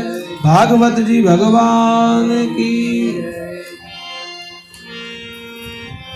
ત્યાર પછી હિરણાકશ્યપની કથા એનું વર્ણન કરે છે। નૃષિનું પ્રાગટ્ય થયું, પ્રહલાદજીએ સ્તુતિ કરી, ધર્મરાજાની કથા આવી અને ત્યાં કને 7મો સ્કંદ પૂર્ણ થાય છે। કૃષ્ણ કનૈયા લાલ કી જય। 8મા સ્કંદની અંદર ગજેન્દ્ર મોક્ષની કથા સુખદેવજી મહારાજ કહી રહ્યા છે। મદમસ્ત રહેવા વાળો હાથી પોતાના પરિવારની સાથે પર્વતમાળા ઉપર વિચરણ કરતો, તળાવની અંદર જાય, સરોવરની અંદર જાય, પાણી પીએ, પોતાના પરિવાર સાથે આનંદ કરે। એક દિવસ મગરે હાથીનો પગ પકડી લીધો છે। કિનારા ઉપર હાથીના નાના નાના બચ્ચા, એની પત્ની બધાએ વિલાપ કરવા લાગ્યા છે। હાથીને ખબર પડી આ મારા સ્વજનો મને હવે કોઈ બચાવી નહીં શકે। ધીમે ધીમે જળના પાણીની અંદર ગજેન્દ્રને એ હાથીને મગર ખેંચી રહ્યો છે અને એવા ટાઈમે હાથીએ પોતાની સુરતા, પોતાની ચેતના ભગવાન કૃષ્ણની અંદર, ભગવાન નારાયણની અંદર લગાવી છે। એવું નથી કે ખાલી મનુષ્ય જ ભગવાનનું સ્મરણ કરી શકે છે, ભગવાનનું કીર્તન કરી શકે છે। દુનિયાનો દરેક જીવ ભગવાનની અંદર પોતાની ચિત્તવૃત્તિને લગાવી શકે છે અને આજે ક્યાંય બચવાનો માર્ગ એ ગજેન્દ્ર એ હાથીએ નથી જોયો। મગર પાણીની અંદર પગ ખેંચી રહ્યો છે, પ્રાણ જવાની તૈયારી છે અને ભગવાનની યાદ આવી છે। અને અંત સમયે તો અંત સમયે, પરંતુ શુદ્ધ આત્મા શુદ્ધ રાખી અને ભગવાનનું ભજન કરીએ તો ભગવાન અવશ્યને માટે બેલી બને છે। આમ ભગવાને ગજેન્દ્રનો મોક્ષ કર્યો છે। બોલ શ્રી નારાયણ ભગવાન કી જય। ભગવાનની કુર્માવતારની પછી કથા આવે છે। ભગવાને કાચબાનો અવતાર ધારણ કરી અને સમુદ્ર મંથન વખતે ભગવાને પોતાની ભૂમિકા ભજવી છે। ત્યાર પછી ભગવાનનો અવતાર એના પછી બીજો તરત થયો। ઝેર નીકળ્યું, શિવજીએ ધારણ કર્યું, અમૃત લઈ અને દેવતાઓ જતા રહ્યા છે। દેવદાનવોની સભા છે અને ત્યાં કને અસુરને છેતરવા માટે ભગવાને મોહિનીનું રૂપ ધર્યું છે અને જે ઘડામાં અમૃત નહોતું એ ખાલી સાદું પાણી અસુરોને પાયું છે અને અમૃત એ દેવતાઓને પાયું છે। આમ ભગવાને મોહિની રૂપ ધારણ કરી અને એવા સમયે પણ અસુરોના ત્રાસથી અને ક્યાંય અસુરો અમૃતનું પાન ના કરી જાય એનું ભગવાને ધ્યાન રાખ્યું છે। મોહિની નારાયણ ભગવાન કી જય। એના પછી ભગવાન વામનનું રૂપ ધરી અને 3 ડગલામાં આખી ધરતીને લઈ લેશે। મત્સ્યાવતારની પછી કથા છે, એ કથા કાલે કઈ 9મો સ્કંદ પણ પૂર્ણ કરશું। 9મા સ્કંદની અંદર રામ અને કૃષ્ણની સરખામણી, અંબરીશ રાજાની કથા, સગર રાજાની પુત્રોની સદગતિ આપી એની કથા, દશરથ રાજાની કથા આવશે અને ત્યાર પછી આપણા રામ જન્મની કથા આવશે। રામ ભગવાનને વનવાસ થયો એની કથા, રાજ્યાભિષેક થયું એ કથા, ભરતજીની કથા, સીતાજીની શોધની કથા, લંકા ઉપર વિજયની કથા, ચંદ્રવંશની સ્થાપનાની કથા, આ બધી કથા 9મા સ્કંદમાં છે। અને પછી 10મા સ્કંદની કથા આવશે જેની અંદર ભગવાન કૃષ્ણનું લીલા છે। તો કાલે આ બધી કથા ટૂંકમાં કરી અને કૃષ્ણ જન્મ સુધી આપણે પહોંચવાનો છે। આવતીકાલે ભગવાન કૃષ્ણનો જન્મ થવાનો છે। ભગવાન કૃષ્ણના જન્મની કથા છે તો વહેલી કથા ચાલુ કરશું, 11:30 કથા ચાલુ થઈ જાય એવો પ્રયત્ન કરશું અને અડધો કલાક કદાચ કથા વધારે ચાલી શકે। कृष्ण कन्हैया लाल की जय। सदगुरु भगवान की जय। भागवत जी भगवान की जय। लुणेश्वर महादेव, हनुमान जी महाराज, अपने अपने माता पिता गुरु गोविंद की जय। गौ मां नमः पार्वती पते हर हर। મહાદેવ